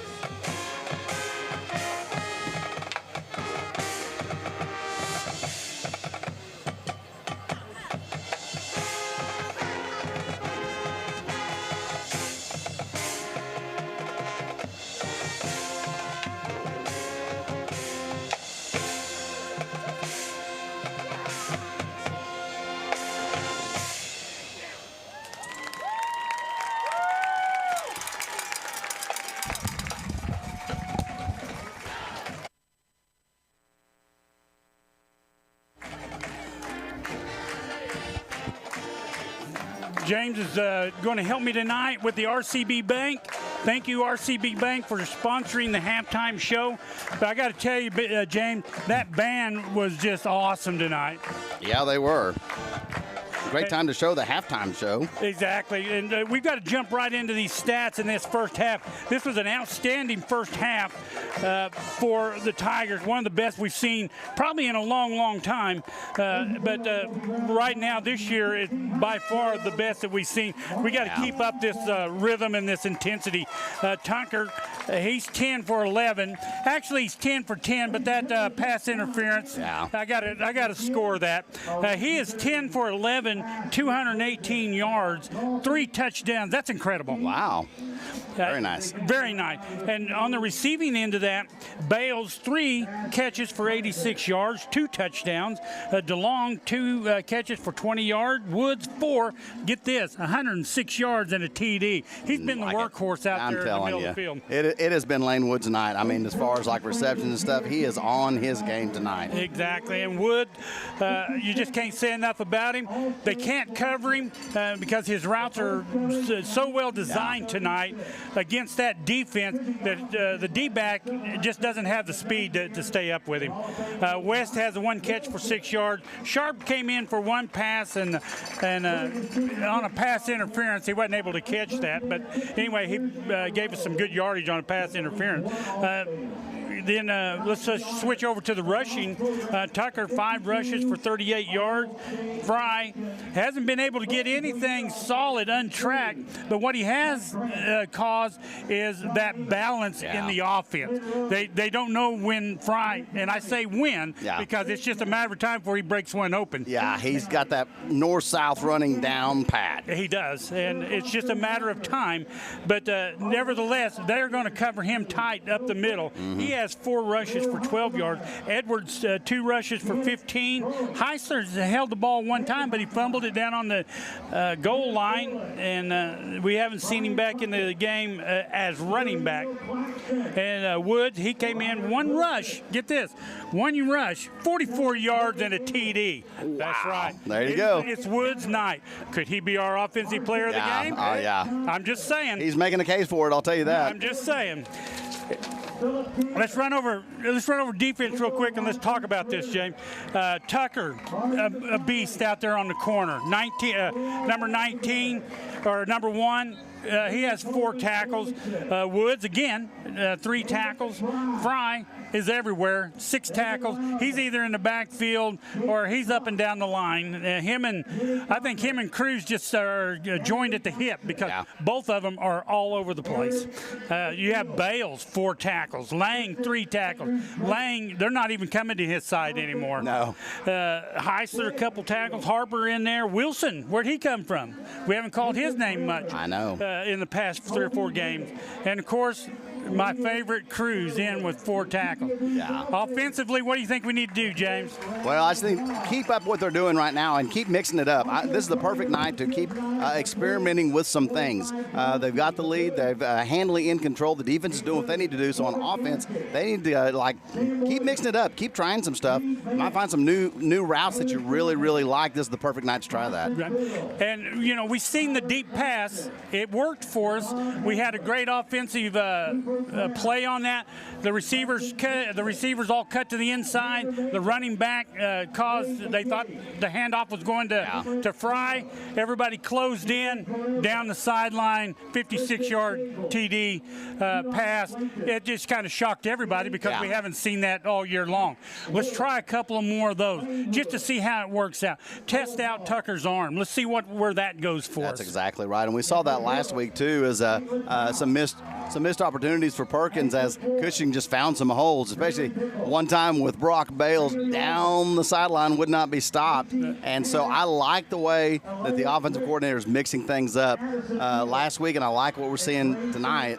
later on you're going to need those things. So start building that right now. I like what we're seeing. Exactly, and Tucker, quarterback, about 50% completion rate coming into this game. Look at him; he's 99% right now. Great job by him. Defense, we cannot say enough about them. You got any suggestions at all on the defense? I have none.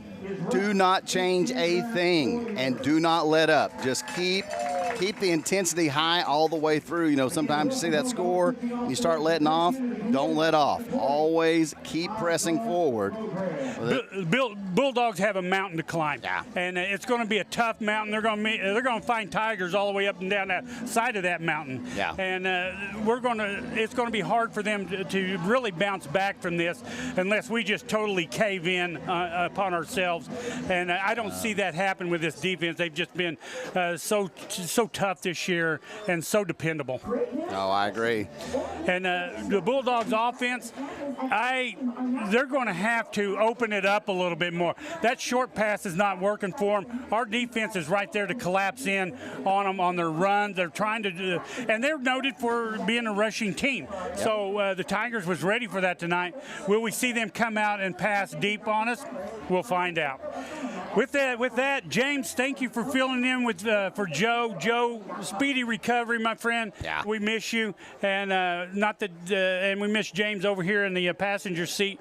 But welcome. I want to thank everybody for attending and listening to Votes Notes. I hope it was informative. Go out there to the website and put in some comments if you want. We'd love to hear them from you. With that, the RCB Bank halftime and Votes Notes. We thank you, and we'll be back.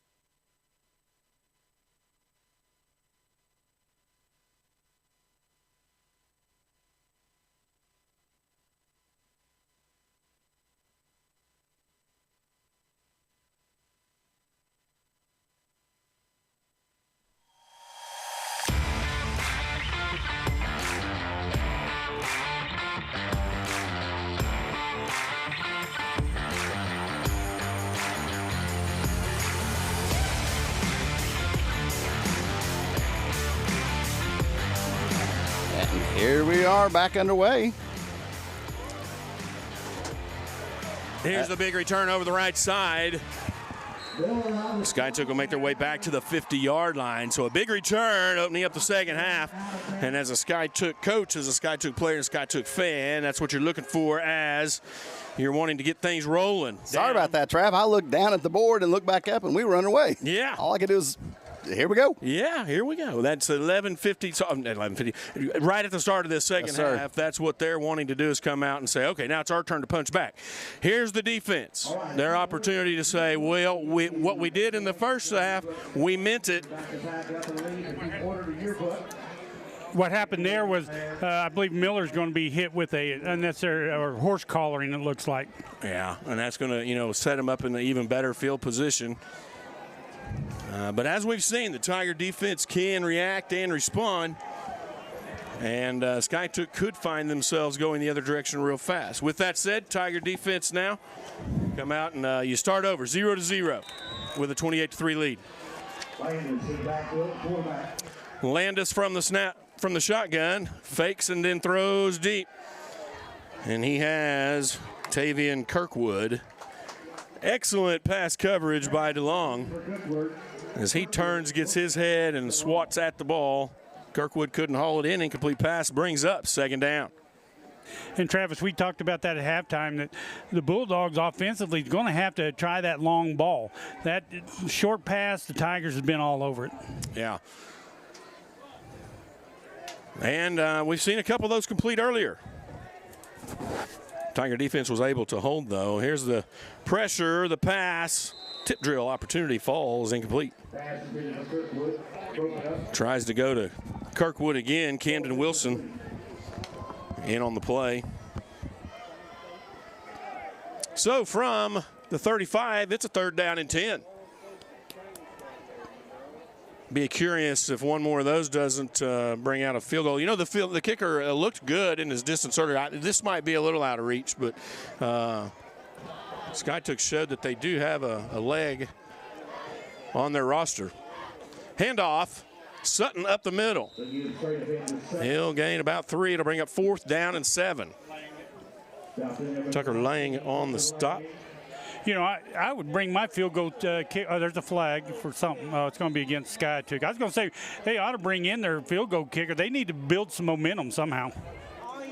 Yeah, and that looks like some frustration by SkyTook, although 3 incomplete passes and, you know, a run that gives you 3-4 yards isn't really a bad start. Yeah, and this will certainly the Tigers, decline this. It remains 4th and 7. Well, they're going to go ahead and take it. Unsportsmanlike conduct is the infraction. So, yeah, you know, the field position factors into this point. They certainly have forever to go for a 4th down to convert, and most likely find themselves in a punt situation, and you've backed them up so that you have more favorable return opportunity. And indeed, Simpson comes on to execute exactly that. And that's about the range for that punter. Standing in his own 38. A spiraling kick taken by Simpson. Puts a move on, almost breaks a tackle, and nonetheless he'll be down near the 15-yard line. And the Tiger offense will come out 1st down and 10. And it's a great stop, again, for this Tiger defense. We've seen it all night. Maybe we've seen it all year that they came out. You thought the SkyTook had a momentum boost there, and then the Tigers just shut them down.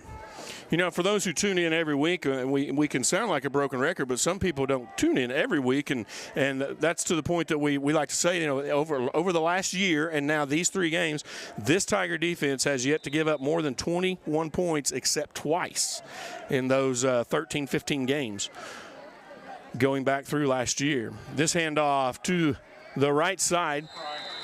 Fry's going to get maybe back to the original line of scrimmage. Loss of 1. We'll bring up a 2nd down and 11. You know, that play looked like it opened up for a moment, and then, of course, it closed really fast. But there was a spot to run, ever so brief. Yeah, they'll look at that on the film and make that adjustment because that hole was right there between the guard and the tackle.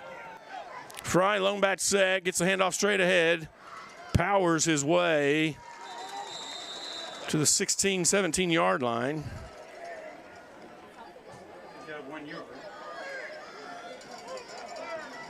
And it looks like they're at the 17, so it'll bring up a 3rd down, maybe 9. Gain of 2 to 3 yards on that play. This 3rd down and 9 will need to get to the 26-yard line for a 1st down. Man in motion is Fry. Now to the far side. Big block put on, and a flag comes down as this one's going to go to the house and come back. That is Wyatt DeLong, I believe. And he's fixing to hate. Yeah, he's going to hate what he's going to see. So, yeah. That was DeLong with the reception. And I believe holding was the call. It was. Yeah, even though it looked like it might have been the hit. But yeah. And it nullified a 73-yard TD pass. So, a lot of excitement and a big play, but that is what the Tiger offense can bring you. And Travis, I just got to interject here. That holding, or what they're calling a holding, is not what sprung DeLong loose. That holding was out on the perimeter, and DeLong shot back into the inside. The really good block is what set him loose. I agree. Even though that's what, because the flag was there, I thought, we thought maybe that's where the penalty was, but as it turns out, I believe you're exactly right on, spot on with that one. So we replay the third down. Now it will be, is that going to be 17 to go? It's going to be a lot. Just inside the 10. So third down 17, ball at the 9. Fry lone back set, 2 wide receivers, both sides. Roman Tucker tries to draw him off sides. Flags do come in. They will call off sides against Skytook. That was their nose guard. Yeah. And the Tigers will get 5 of those back easily. Guys, I could tell from here he didn't mean to do that. Yeah, that's right. He didn't mean to. If he could just converse with the official for a moment, he would know. Mr. Official, I'm sorry, sir. I didn't mean to. It was an accident. Now with a third down and 12. Same formation, Fry in the backfield. He moves from Tucker's left to right. Tucker back to pass, looking downfield, now scrambling. Finds a man, pass complete, still on his feet. Heisler steps out of bounds near the 40.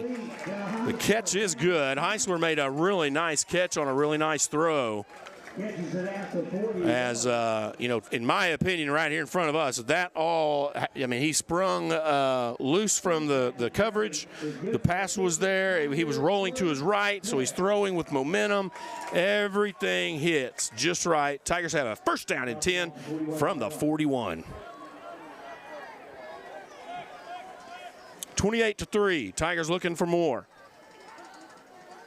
Tucker fakes the handoff, comes near side.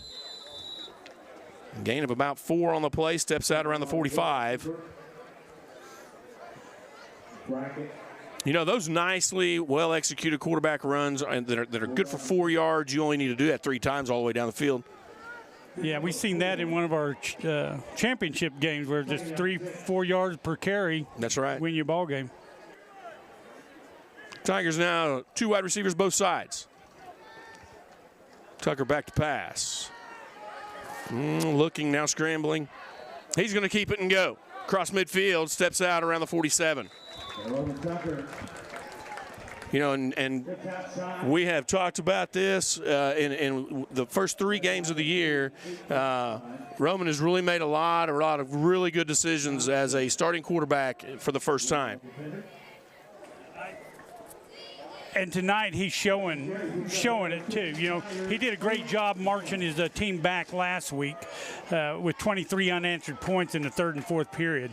Tonight he looks like a field sergeant out there. He's waiting, being very patient, sitting in the backfield, setting up his feet, getting a good pass. That pass to Fry on the near side. Fry's going to want the late hit, but I think the officials are going to agree he was already in motion towards him. And it wasn't a clean hit. But anyway, a gain on the play. And to go back to what you just said, Bruce, I could not agree more, and credit the offensive line for giving him that time. He can make wise decisions when he's not under constant duress. In contradiction to that, look at the other side of the ball where our defense is putting that pressure on Landis and causing, the offense to go the wrong direction. This pass complete far side.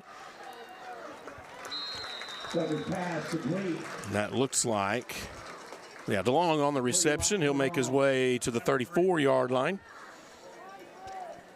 And that'll be another Tiger first down and 10. And what I love about this drive, we all like big plays, and you take them when you can get them, but I love utilizing the clock, wearing down the defense, methodically going down the field, first down after first down. Well, when the Bulldogs thought they had the Tigers down, the Tigers just bounced back, Yeah. This middle screen kind of falls apart. Heisler fights for it, but can't get much more than maybe a loss of 1 on the play. Bulldogs all over that one. So from the 35-yard line, the Tigers will face a 2nd down and 11.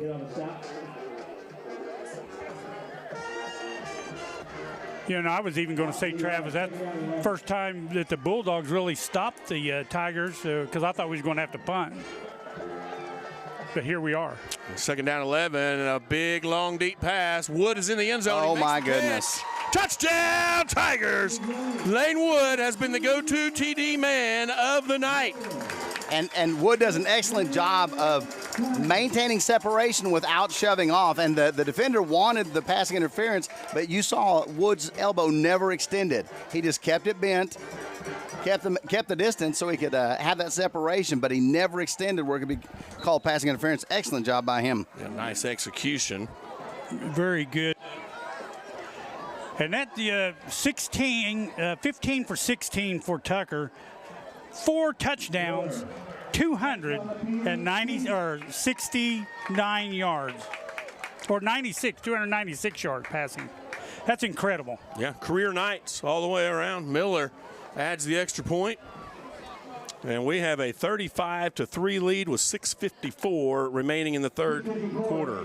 And Skytook's got to be in shock here because they cannot stop us offensively, and they cannot do anything when our defense is in there. The defense has just got their numbers so far. We've just got too much speed in the backfield.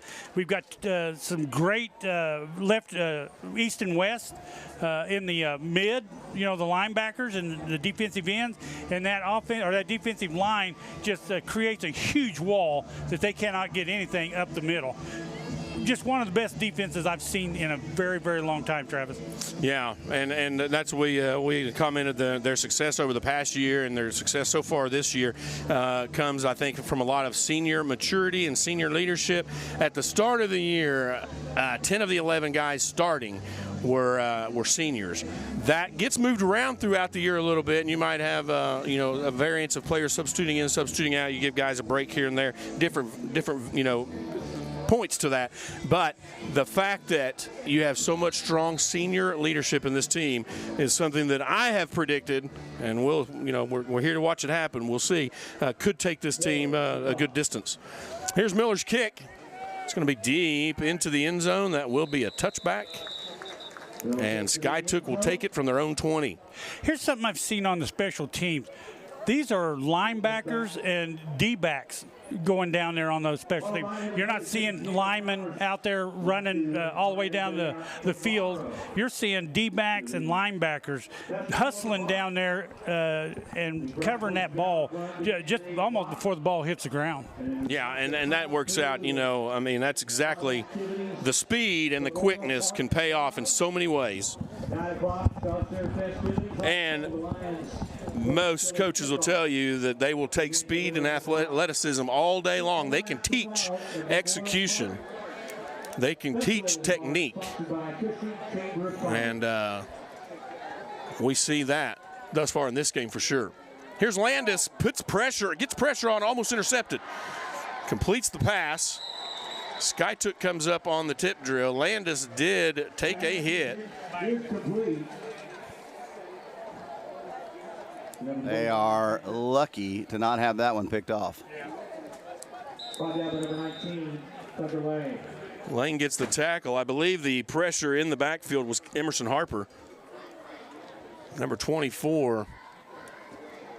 And that's not Harper's first time being in there. That's a handful of times he put pressure on that quarterback. Yeah, speed and quickness all day long. And it's not a matter if you get the tackle, it's a matter of putting the pressure on them. Boy, Tucker Lang read that one from the start, and he puts him down in the backfield, loss of 1 on the play. And credit him with a good open field tackle there. Puts the ball back to the 34-yard line. Lang with 6 tackles so far. Lost the yard on the play. 2nd and 11. So with a 2nd down and 11, we've just went past the 6-minute mark in the 3rd quarter. Tigers have a commanding 35-3 lead, district opener, homecoming 2024. And that is Rogers continuing Fry puts the pressure on. Rogers throws that out of bounds.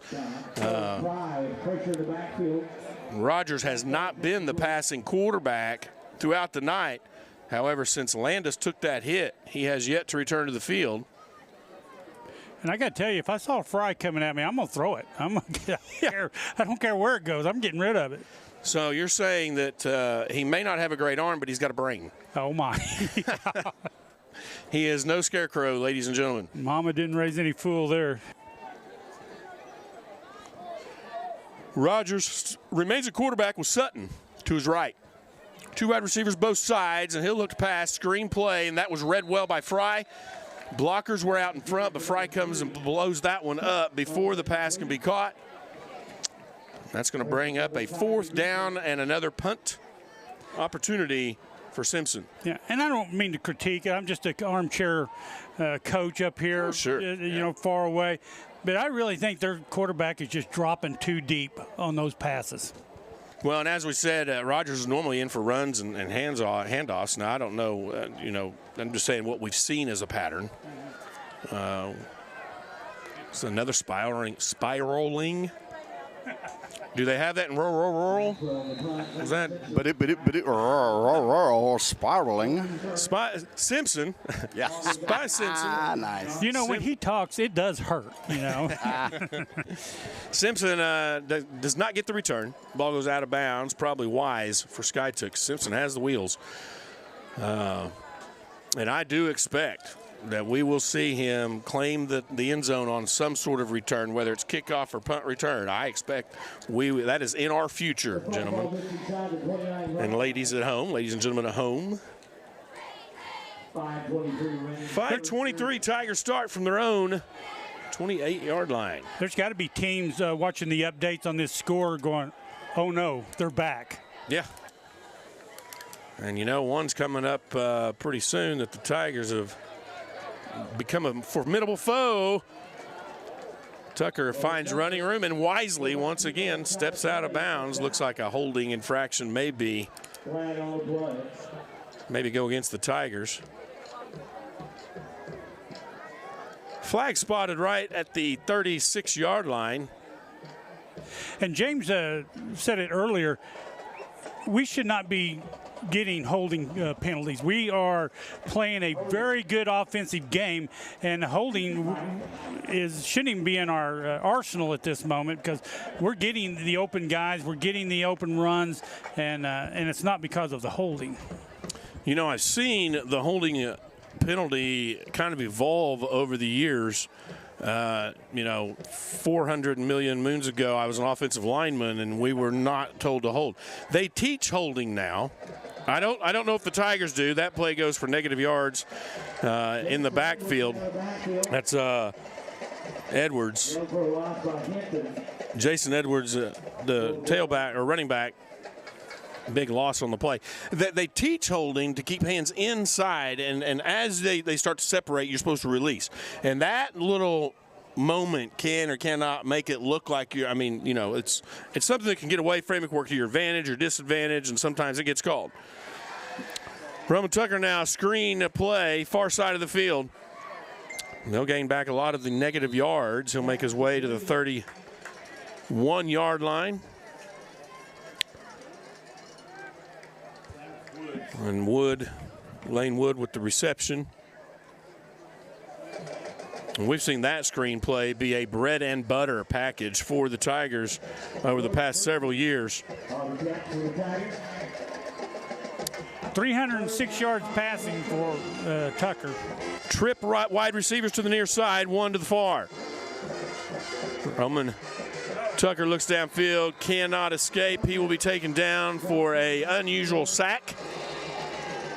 Normally he feels that pressure and escapes. I think he was already in his windup and just gets taken down before he gets his release. So the Tigers, for the first time tonight, are forced into a punt situation. Of course, when I was talking earlier about formidable foe, I was speaking of Wagner. We've got a few on the new conference this year that we have not seen before, and we're anxious to see kind of what those teams are like. And you can see Tucker growing right before our eyes. Instead of him trying to just get that ball out and get an incomplete pass or get it to somebody, he just tucked it under and took the loss. Fair catch called. And they're going to throw a flag on that. I was getting ready to ask, that's Kirkwood on the return. If he bobbles it, can you tackle him? And he did call a fair catch, and the Tiger, held up. But once it was bobbled, I thought it was okay to tackle. Well, I did too. So I'm not sure. And I'm seeing the official talk. Hey, he was bobbling it. Maybe this won't. Maybe this will be picked up. Yep. He's still bobbling or making popcorn. Like, I really want some popcorn later. I don't know. What do you think? Well, let me grab my flag here. They're going to wave it off. Great call. Great job by the officials, by the way. Yeah. I heard someone say that, I think it was Dr. Amon mentioned who the head official was and said he knew him. He said this ought to be a great, well-called game. It's a sharp officiating crew. Not that any officiating crew doesn't, but some just stand out as, like anything else.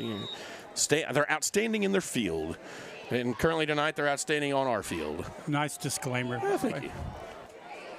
So the defense, Bulldogs from the 34. Handoff straight ahead. Finds some running room. Makes his way to the 48-yard line. Bails on the stop. And that's going to be Luke Sutton, the running back, with the carry. That's the first time in a long time that Skytook's been able to get up from that defensive line through the linebackers and get into the secondary on a run up the middle. Yeah. And so well blocked. I don't think the Tigers are out of position. You're going to have to credit, you credit the other team when it's due.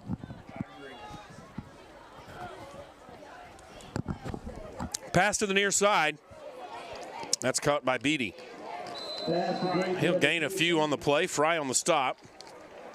Beatty makes his way to the 48-yard line. The Tiger 48, gain of 4. And I think that's good. Might be the bread and butter for the Bulldogs, is just keep that pass short and make the Tigers tackle you. They've got some good runners. They can pick up a few extra yards, 3 yards at a time. You're going to smooth the ball. Well, and going back to our pregame countdown, you had mentioned that they would have a powerful run. They'd have a lot of short passes, and that being kind of their motif. Oh, good job. Nice hit in the backfield. It looks like the play will go for no gain. Emerson Harper. And it will be a loss of 1. It'll go to the 49-yard line.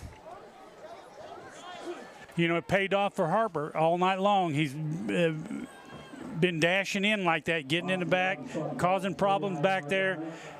Benefits pay off when you just keep doing what you're supposed to do. 3rd down and 7. I'm getting ahead of myself. 2 wide receivers, far side, double tight end look. Single back set. Fire over the right side. That is complete to Kirkwood. A great tackle. Great timing on the tackle. That's going to be Jordan Kersey on the stop. Puts the Bulldogs in a 4th down and 3 situation. Ball spot at the 45-yard line.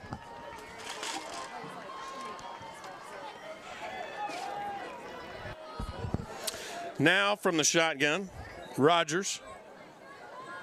We have not seen Landis return. Tigers well disciplined during that. Quick timeout on the field. Timeout Sky took the play clock had gotten down to 1 second.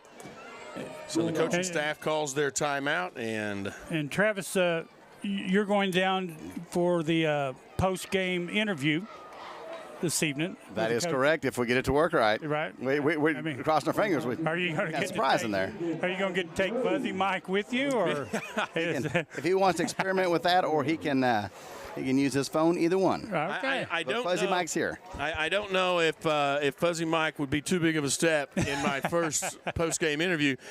You got to get a feeling for things like that, James. I think you would agree. I agree. And I could easily just say, hey, Fuzzy Mike took over. I just went, blank, and I don't know what happened. And it could be talked about for, years to come. The best, interview ever was Fuzzy Mike took over. And well, You know, I had a big fail the first time I pulled it out this year, so kind of hoping somebody else would fail a little bit too. There is going to be normalcy at some point. 4th down and 3 from the 45. Screen play. Sutton gets the first down. The Tiger defense there. He doesn't get much more. He'll make his way to the 41. That'll be a Bulldog first down. Fry and Lang both in on that tackle. And Fry, I've got him at 8 tackles tonight and Lang with 7. They are the workhorses so far in that secondary. Yeah, getting it done for the Tiger defense, not giving up any more than 3 points thus far. Bulldogs hoping to change that here. 3 wide receivers to the near side, 1 to the far. Luke Sutton in the backfield. Here's Rogers from the shotgun. Hands off to Sutton right there in the backfield, there for the stop. Drop for a loss. That's going to be Emerson Harper. Shooting through again. He grabbed onto an ankle and did not let it go. Yeah, and that's going to be the end of our 3rd quarter of play. Your Tigers are up 35-3. You're listening to it all right here on Hub Network Live.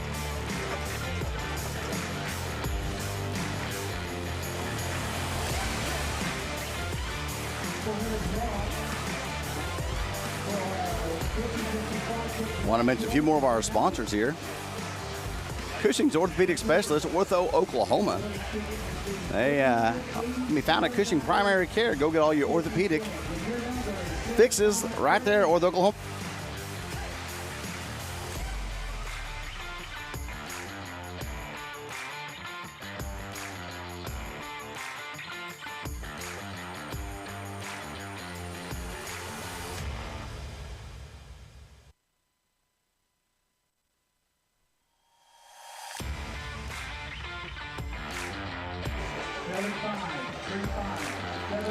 If you need some bookkeeping, go see Kim's Bookkeeping and Tax Service, 918-225-1364. Kim Galladay for Kim's Bookkeeping and Tax Service. Folks, when we mention these sponsors, I know sometimes you think, oh man, another live read, but listen, they're the ones that bring it to you free, so make sure you go in and tell them how much you appreciate Tiger Football Live here on the Hub Network. One more before we close out here. Cushing Wellness Center for all your wellness needs. You can see right there, they cover a host of things. Cushing Wellness Center. All right, we are back to action. And a big shout out to Mazio's tonight for our hospitality room. Here in the press box. My tummy says thank you. The cinnamon bread was awesome. Wait, there was cinnamon bread? Oh, yeah. Nobody told me there was cinnamon bread. Hey, the key word there is was. Hey, I didn't see a dessert. They put it in the dessert deal. I didn't see that. All right, 2nd down and 10 from the Tiger 41. Fake handoff, pass downfield. Rogers connects. And taken out around the 35-yard line. Possible gain of 6 on the play. Impressive job of trying to stay in bounds there. Just about got it done. A little twist, a little spin, a little hop. 36-yard line. Gain of 5 brings up 3rd down 5. Just underway here in the 4th quarter. Tigers have a 35-3 lead. Of course, lots of events going on this week. We start with the parade. Well, let's go back to last Saturday. The high school had a dance for homecoming. Would have had it tomorrow night. However, tomorrow is Festival in the Park. The Cushing Youth Center games are at home tomorrow. And the parade, homecoming parade, was Thursday night. And the game tonight, it is packed full of reunions over the weekend. Hillcrest timeout on the field. The Hillcrest timeout, and where I was going with all that was the town has got a lot going on this week. It's exciting time to be a Tiger.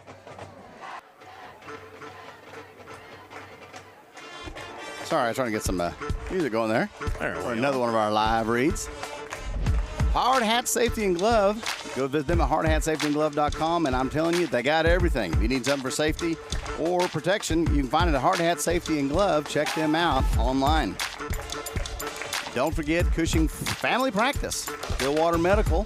You can go visit them at 2340 East Main Street. I hope you don't have to, but if you have to, they're the ones to visit. Cushing Family Practice. All right, guys. And again, I want to thank RCB Bank for sponsoring Votes Notes. It's very appreciative. Go down there and visit those people. RCB Bank, that's your bank, and it's my bank.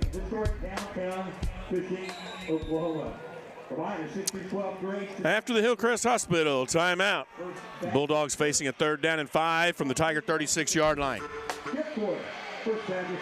And Rogers continuing a quarterback.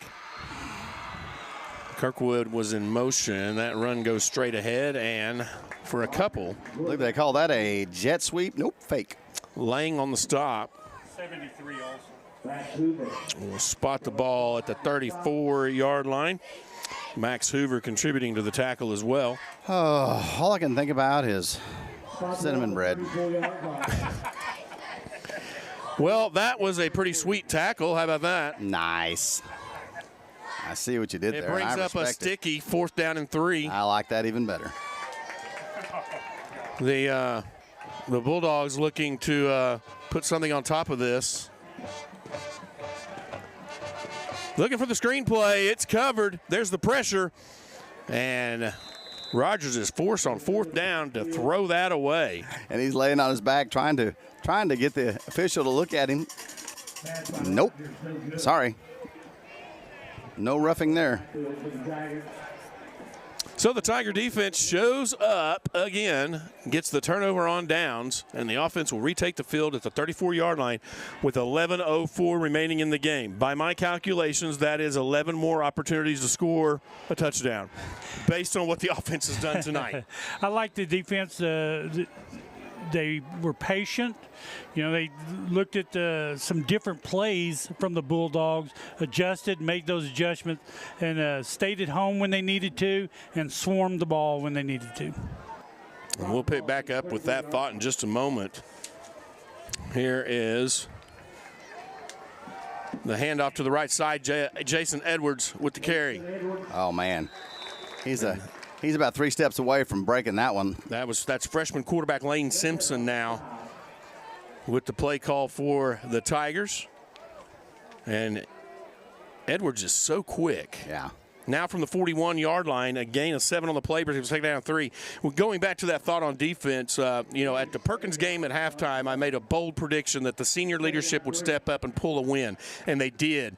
And I think that's exactly what you're saying. They don't panic. They get the big play. They give up several yards. They get down into their own 20, 15, 10-yard line. They build walls and push back, and I think that's that senior leadership. Yeah. As this penalty flag comes in from behind the line of scrimmage. Holding.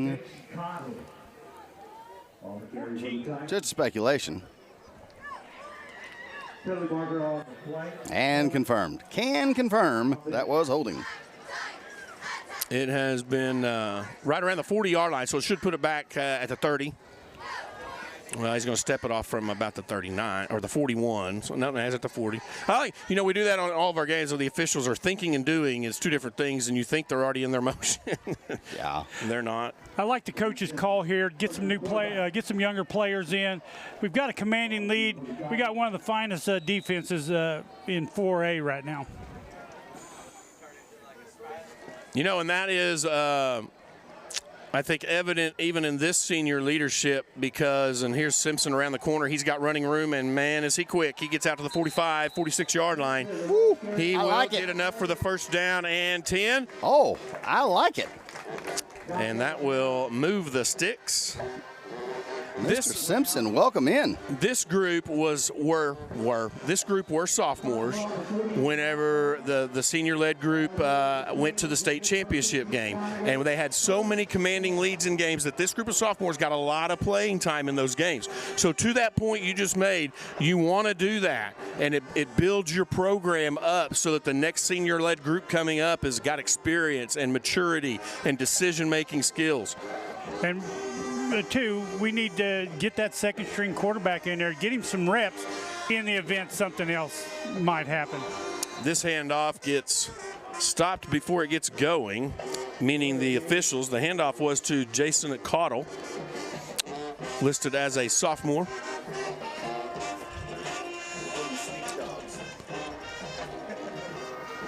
Yes, indeed. And you're right, Simpson's got some wheels on him. Once he gets outside, he's going to be tough to stop. And then Cottle, I like the way he hits this seam out here. He's pretty quick. 2 wide receivers far side, tight end, pulling guard coming to the near side. This will be stopped at the line of scrimmage. It looks like the ball carrier might be Emerson Harper. No, it's back to a different 4, Jason Cottle again. Man, that is some good cinnamon bread. What kind of depraved individual put cinnamon bread in a pizza box? Well, You guys were hiding it from me. Yeah, I saw Bruce carrying an empty pizza box in earlier, and I didn't know what he was doing. Guilty. Yeah, That's all I can say. 2nd down and 16 for the Tiger offense from their own 42-yard line. Again, Lane Simpson remaining at quarterback. Coach Chisholm changes the running back, Cottle. Simpson goes right side. He gains a couple on the play, maybe 1.5. Hey, I'm going to make a little pact with some of our listeners here. I know some of you are listening, and you know that I'm a diabetic, and you also know my wife. Just keep your mouth shut about the cinnamon bread, please. It was in a pizza box. Yeah. So it doesn't count. It's like pizza. Except for deadly. Simpson will gain to the 44-yard line and bring up a 3rd down and 14. The clock is approaching 8 minutes in the game. Again, 35-3 lead, and you want to give your young quarterback, Simpson's a freshman, you want to give him some opportunities to throw the ball, but running the ball with a commanding lead uses the clock. You don't have unnecessary turnovers, and you're getting out of your first district game with a win. That pass is incomplete, intended for the visitors. Number 12. Yeah. Well, I was going to say it was intended for Gage Sharp, but it was really in the, there was nobody there. Yeah. It was almost in the visitor section, what he's trying to say. Yeah, it was almost in the visitor section. Almost over there. That's what I was trying to say. Just a bit short of visitor stands. I'll go have another piece of cinnamon bread. Yeah, listen. Hey, this guy, I promise you, the kind of good friends I have, there's already people texting Jamie right now. And there's a punt by the Tigers. It takes a Tiger bounce. It will go down inside the 10. The Tigers will be there to down it. And again, that's from Mazzio's, so we would definitely want to thank them for the hospitality they've given us this evening. Very hospitable. My sugar level thanks you. 7:41 remaining in the game. Make sure and stick around. Immediately following, we'll have the Blue Sky Bank post-game interview with Coach Morgan. And his new interviewer. Yeah. Travis. We're going to give it a shot. You're going to have to go, hey, Coach, it's me. I'm interviewing. Hey, Coach. I could grow my beard a little more. I've got the glasses. We'll stop there. I'm not saying it'd be a bad thing. Tiger defense on the field. This guy took from their own 10. Quarterback Rogers looks to his left, now to his right. He fires one in the direction. That's a receiver. A camera lady looking the wrong way that just about took a football in the ear. Yeah. Almost learned a valuable lesson. When the play's in motion, turn your head around to the action. That was intended for junior Jaden Orth. You know, though, the photos, and I see them on social media posts all the time from different, professional photographers. They did such a great job on the sidelines with players and the stands, the fans, the students. And it just goes back to what we talked about at the beginning of the game. That's what it's about. It's about community. It's about education. It's about students. It's about fun. It's about all the good things. And by golly, we need good things. And we got them. We got a lot of good things in Cushing, Oklahoma. Yes, indeed. Including the Hub Network. That's right. You know, I said the day I moved here with my sons and they started high school, I said we are so lucky to have this network do what they do so that family members and, well, for that matter, anybody in the world can watch the Cushing Tigers play. Former alumni, family members of players. The military, especially. Yeah, absolutely. And several of our students graduate, and we appreciate them for their service in the military. They can tune in and see their hometown every now and then. Quarterback under pressure. He'll be brought down. He does gain a few yards on the play, maybe 5. Now my eyes were playing tricks. He got back to the line of scrimmage. So from the 10, it'll bring up a 4th down and 10. And we'll see Sky took in another punt situation.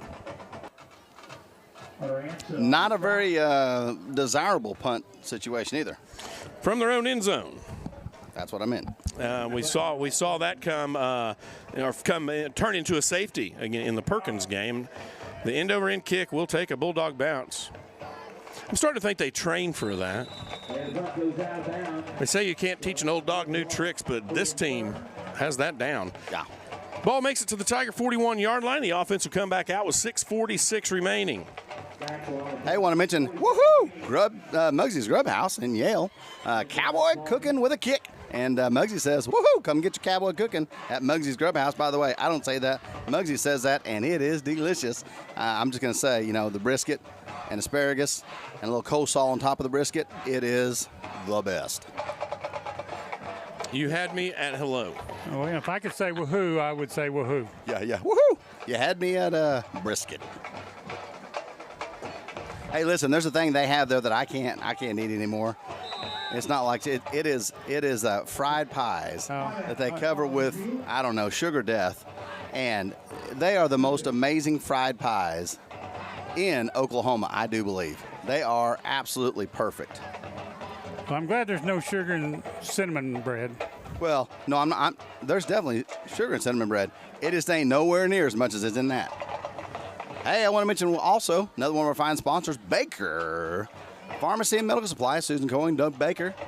Give them a call at 918-225-2200 and say, hey, I need some pills. And they're going to say, go see your doctor. And you're going to say, okay. And then you go back and say, I got my pills. And they say, okay, here they are. Doug Baker, Susan Cohen, Baker, Family Pharmacy and Medical Supply. That's all I got. That's as good as it gets, folks. Great bunch of people down there, good. too. Good subliminal advertising. Here's the conversation you're going to have. I think he's had too much cinnamon bread. No, listen, I got to tell you guys, 2 things is happening. Number 1, I'm in a room separated from Travis where he can't punch me anymore. And in case you're wondering where the little snarkiness comes from, also, I hurt my back sometime today. Yeah. I'm not sure how I did it. And I did take some pain medicine before we started the broadcast. That's Caudle on the carry, and he does have a nice gain. Brings up a 2nd down and 3. The ball just shy of the 49-yard line. Caudle lone running back to the left. Fake handoff this time. Wow. Quarterback is Noah Butler, number 18. Yeah, great job of really finishing the run. Yeah, Noah's a downhill, another one of the running back style players that the Tigers have in the arsenal. Yeah, somebody invented this pain pillar, and it's Tylenol, and it's aspirin, and it's caffeine. I don't know what the caffeine does, but I'm pretty sure it's the culprit here tonight.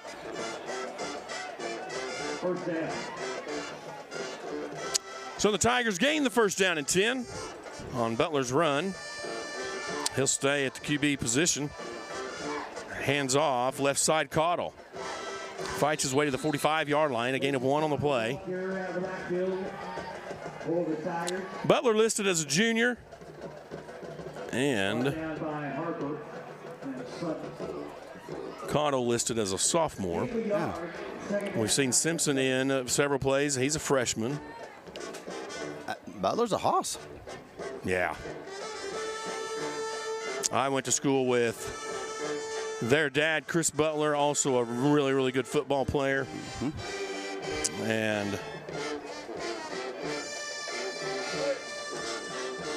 Noah has a twin brother named Baker. He's number 25. Loss on that play, backs it up to the 48-yard line. Wait a minute, back it up. Who's got a twin brother? Noah Butler. Oh, 25? Baker Butler. How about that? Yeah. That makes a lot more sense now. That's right. They were in our ag classroom last year. Just real good student athletes, good students. And like I said, I've known as their dad for years. So from the shotgun, Butler's pass out in the flat is complete. Yes, it is. And he's off to the And races. more. He's going to get there. 10-5 touchdown, Tigers. Bad news. Bryce But we have a Ward, flag. number 17, listed as a junior. And the penalty on the field might bring it back. But you see the speed of the Tigers again. Yeah, I like it.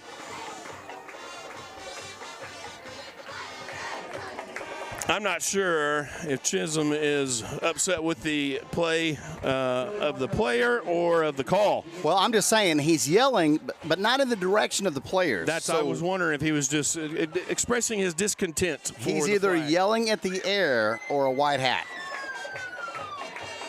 I'm going to go with white hat. I'm saying white hat. Yeah. Now he's got the players in his eyes. There we go. 4-14. Tigers still have a 35-3 lead. Hey, guys, I've been working on my lip reading. I'm thinking I'm going to give it a shot here. He says, great job. Keep it going. Everybody makes mistakes. You can do better. I think you're 100% correct, even That though sounds you're like Coach Morgan. Yeah. you're I'll reading sign the that. back of his head, but I think you're absolutely correct. I told you I've been working on it. Yeah, I mean, that's how it. Now from the 46, Tigers backed up in their own territory. Butler to take the snap. Looks right, comes back left. This is that Oh, boy. screen play. You see the blockers out here that were set to block on that. Oh, he wanted that one back so bad. That one just floated on him. And it's been a while since we've had a left-handed quarterback. That was Zane Warnock, I believe, the intended receiver. That's why it looks so normal out there all of a sudden. Can't agree with you more. It'll bring up a 4th down and 18 as we approach 3:46 remaining. The incomplete pass stops the clock. And we mentioned Joyner, normal punter for the Tigers, has a hurt leg, and we have gone to this shorter snapping situation and quick punts to pass this game and the Perkins game. Hey, those are good punts. Those are spiraling. They work. Nice, high, good punts. Kamari and Shanklin on the downs the ball at near the 21-yard line. That's where the Bulldogs will take over 1st down and 10. And we'll see the defense make some substitutions as well.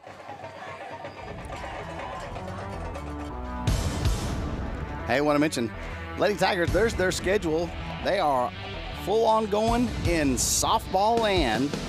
Go check them out. Lady Tiger softball here at Cushing.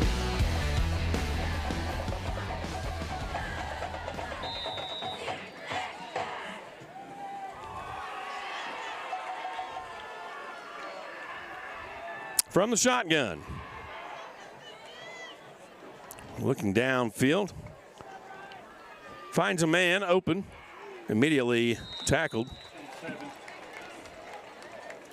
Rogers connects on the left side. You said 7 was the tackle. Okay, yeah. Simpson on the tackle.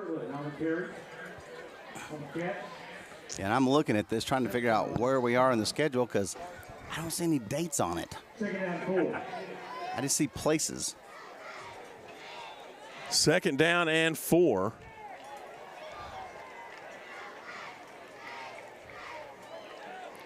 Ooh, there they are. Really small. Handoff straight ahead. Sutton, the ball carrier.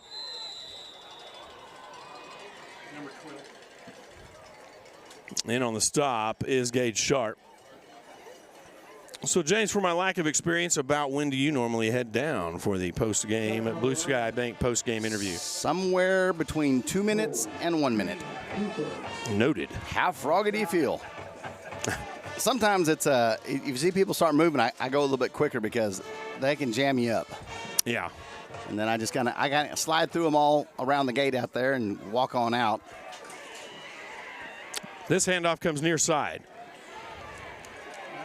Several Tigers there to try to push him to the sideline and eventually make the tackle around the 42-yard line, 43. Looks like a Skytook player a little bit slow to get up, but he does. Okay, I got the schedule. Let's see, the 26th, they were at Berry Hill. The 30th, they are at Hera. And then October 3rd starts the regional tournament. So Thursday, October 3rd, Friday, October 4th. Times and locations to be determined. There you go. I got it. I got us there. And that was a schedule for what? Lady Tiger softball. I'm with you now.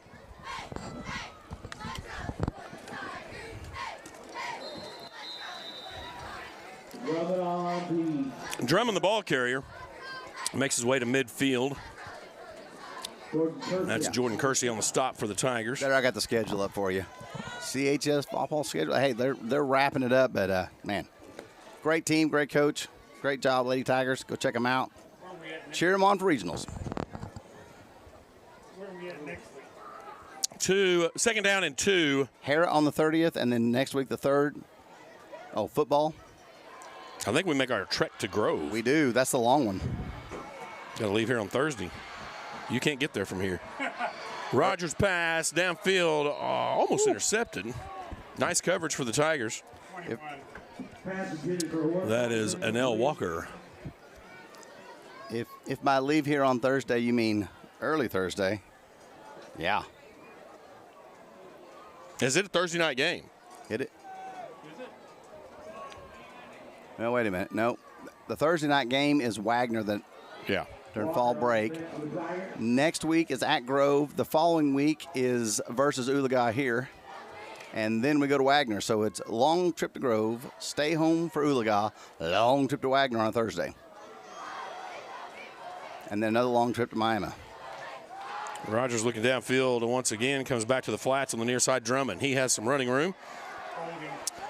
And he'll make his way to the 30. Well, they're going to call the holding infraction. 25 and 24.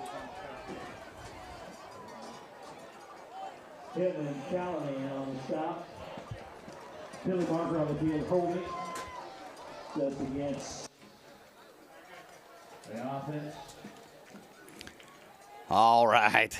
Bruce, it's me and you from here on out. I think we got it covered. I think I got it connected here. I'm gonna let Bruce carry us for a minute. I'm gonna. Great game. 1 minute and 5 seconds. I was going to say 105 seconds, but 1 minute and 5 seconds. Gosh, I did it. Minute left. Backed them up a few. 3rd down for the Bulldogs. 35-3 is your score as Travis makes his way down to talk to Coach Morgan and get his thoughts on this game that is probably one of the best we've seen this year so far. And I hope we can carry this momentum on. We talked earlier about it, the Tigers being more balanced through 4 quarters, and they've shown that tonight. That that they can score in the first quarter all the way through, and I was kind of concerned about that watching the first 3 games that we had those slow starts, and we always picked it up in the second half, but with Skiatook we had to come out hard and strong, and that's what we did. 45 seconds left, and the Tigers are definitely going to come down and win this one 35-3 at the moment. And there's going to be schools out there that look at this score and go, what happened? Where did these Tigers come from? We haven't had this kind of scores all year. I think we've only put 50-some points total on the scoreboard all year long. So 35 points is a good number. We need to continue to put that number up every game, if not more. And I really see that if this offense continues to play like they're playing tonight, we should have some pretty good ball games down the road. Going to Grove, pretty good ball game. Long trip, that'll take something out of you going that far. But we'll play them at home. That'll be a hard-fought ball game. But, if you can't make that long trip, you can catch it right here on the Hub. We have a website out there, the Hub Network. You can get this on the YouTube channel, watch it live with everybody else. And if you can't, send out some comments out there, and people will get you in the right direction, because these road games are going to be good road games. They're going to be hard road games for the Tigers. But I promise you, you won't be disappointed whether you're in the stands or watching it on the Hub Network. Listen to James and Travis, both of them doing a great job this year. Enjoy listening to them while I'm sitting up here next to them. I hope you're doing the same. 44 seconds as they come out of the timeout. Tigers, the intensity's still there. And the Bulldogs get a nice pass out there in the flats. It says I've got this thing paired, and all that fun stuff, but we'll see. James, you're an amazing man. I watch you watch listen, that board. I watch you work that board over there, and it just amazes me that. I haven't got it to make noise yet. Well, the thing is, I can turn on a computer, and that's probably the extent of my experience. Yeah. Great job. Why Joe is not here to produce the show. James steps in, does a fantastic job. The Hub is proud to have you. Well, I appreciate that. And Sky Duke still can't find that receiver downfield, so he'll just tuck the ball and go. And runs out of bounds, stops the clock, give him a little bit more playing time, 28 seconds. Tigers, a whole new crew of defensive players in there. I like seeing that. Gives everybody an opportunity to get in the ball game. You practice week after week, day after day, and it's great when you can get in there and get some snaps. So it's good when the Tigers are able to do that. Still on defense, 28 seconds left. Tigers lead it 35-3. Thank everybody for joining us. Stay with us for the post-game interview with Coach Morgan. And the shuttle pass goes out of bounds. They run 7 clocks off the board. I thought they ran more than that off of there. Yeah, I was like, oh, they didn't pick very many off. No, and that just gives Travis a little bit more time to make it through the crowd and get down to the side and talk with Coach Morgan. We haven't been able to do that. No, we didn't get that last week, and I missed it. Yeah, and of course last week was a bye week, and we didn't get to it Perkins, and so this will be a good treat for everybody to hear what Coach Morgan's perspective is on this ball game, because he has to be just tickled pink with the way his team played. Sky Duke on the move, but this defense still swarming. I like the way they stay at home. They move left and right laterally very, very well, stay in their position. And I think defensively they've been well trained, well disciplined. Down to 8 seconds. Clock stops. And I believe Sky Duke wants at least one more shot at that end zone. 8 seconds, you could probably take a couple if they don't dance around in the backfield too much. They don't seem to be in any hurry. No, they don't. And Sky Duke brought a lot of fans with them. Brought a nice band with them. We've heard them play over there. Yeah. We've heard the Cushing band play tonight at halftime, and I got to tell you, that was one of the best presentations I've heard in a long time. Oh, a big fumble recovery. That ball just batted out of the quarterback hands and recovered by number 76 of the Tigers. And that's Jackson O'Kelly, and that'll end the ball game. The Tigers will win it 35-3, and we'll let James. Jackson says, "Put my name in the book." And we'll let James read a couple commercials. I'll get my paperwork ready, and we'll go over some stats. All right. Want to mention Cushing Primary Care. Hours Monday through Friday, 8 to 5. 600 South Linwood in Cushing. Good health brings great primary care. That's Cushing Primary Care. Also want to mention H&R Block. Put our expertise to work for you when it comes to taxes. Block has your back, and that means getting every credit card deduction you deserve. Give them a call at 918-225-2343 or go visit them at 401 East Main Street here in Cushing. Randy Robinette, State Farm says good news, rates just got lower. I'm excited to announce auto insurance rates just went down. I can help you find coverage that works. Let's talk now. Randy Robinette, State Farm. And Cushing Family Pharmacy and Compounding Center. We know how to treat you right. 918-225-5200. 200 South Highland, that's Cushing Family Pharmacy. All right, Bruce. James, it's a great night for Tucker. 16 of 17, 306 yards, 4 TDs. Phenomenal job, phenomenal job. Played for 3 quarters, and that's just great stats for him, and proves that he's got a great receiving core out there in the field with him. Bales, 3 catches for 86 yards, 2 TDs. DeLong, 3 catches, 27 yards. Woods, big night for Woods. 6 catches, 147 yards, 2 touchdowns. Heisler, 2 catches, 34 yards. Fry, 1 catch, 3 yards. And let's get to this rushing. This rushing was just outstanding. Tucker, 8 rushes, 45 yards. Fry, 6 rushes, 13 yards. See you later, Don Amon. Edwards, 4 carries, 18 yards. Butler with a carry for 6. Simpson quarterbacked in there for a couple plays, got 19 yards on 2 carries. Woods, 44 yards. All right, Bruce, he's got him down there. I hate to cut you off. 1 touchdown. Let's see if this works. All right, Trav.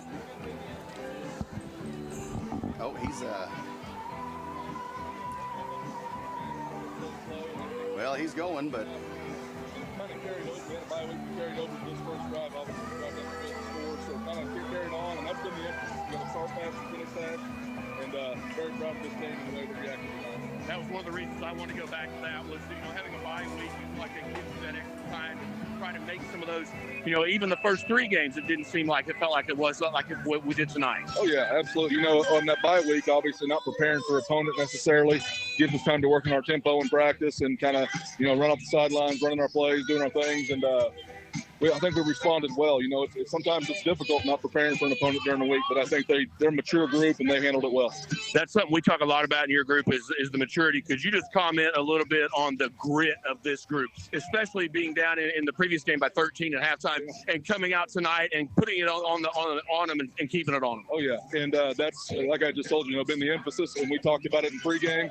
So I know what you can do in the second half. Let's come out and prove it. And we got the kickoff return and kind of did what we wanted offensively for the most part all night, and Sky Cook's a much improved team. I've got to give them credit for the direction they're going, but proud of our guys and the way we came out and played an entire 4 quarters. Certainly. One last question, just looking ahead, I believe next week is Grove. It's at their place. It's quite a distance to travel. Do we know much about them yet? They're a new district foe. Yeah, I know they've lately been pretty successful the last few years, coming down from 5A. This year being the first year back in 4A, they're a tough football team, and I don't have any idea what they've done tonight, but they're a team that's 3-0, just like Sky Cook was coming into this, and we'll have to definitely prepare for them. All right, Coach, again, congratulations. That's all from us down here. We appreciate you all on the Hub Network Live on the Blue Sky Bank post-game interview with Coach Morgan. Back to you guys. All right, thanks, Travis. Hey, great job, Travis, and thank you for getting down there. Coach Morgan, thank him for giving us a little bit of time. James, I can't end a segment like Travis can, but I want to thank all of our sponsors. Yes. I want to thank Mazio's for the hospitality suite tonight. More importantly, I want to thank RCB Bank for sponsoring Votes Notes at the halftime. Want to say, Joe, get well soon. And James, thank you for being doing a great job at producing tonight. Any final words? Well, I appreciate all that, and man, we want Joe to get better and get back here, and we appreciate everybody tuning in. Folks, sorry I missed the first part of that. It's the first time to do it, but we got most of it in there, and so thank you guys so much for just supporting the Hub Network and checking in every week. As we travel, it's really going to be important to everybody, and we're going to do the best we can to bring you the best program we can. Well, with that, I'm Bruce, along with James and Travis, and we'll see you next week in Grove. God bless and good night. Good night.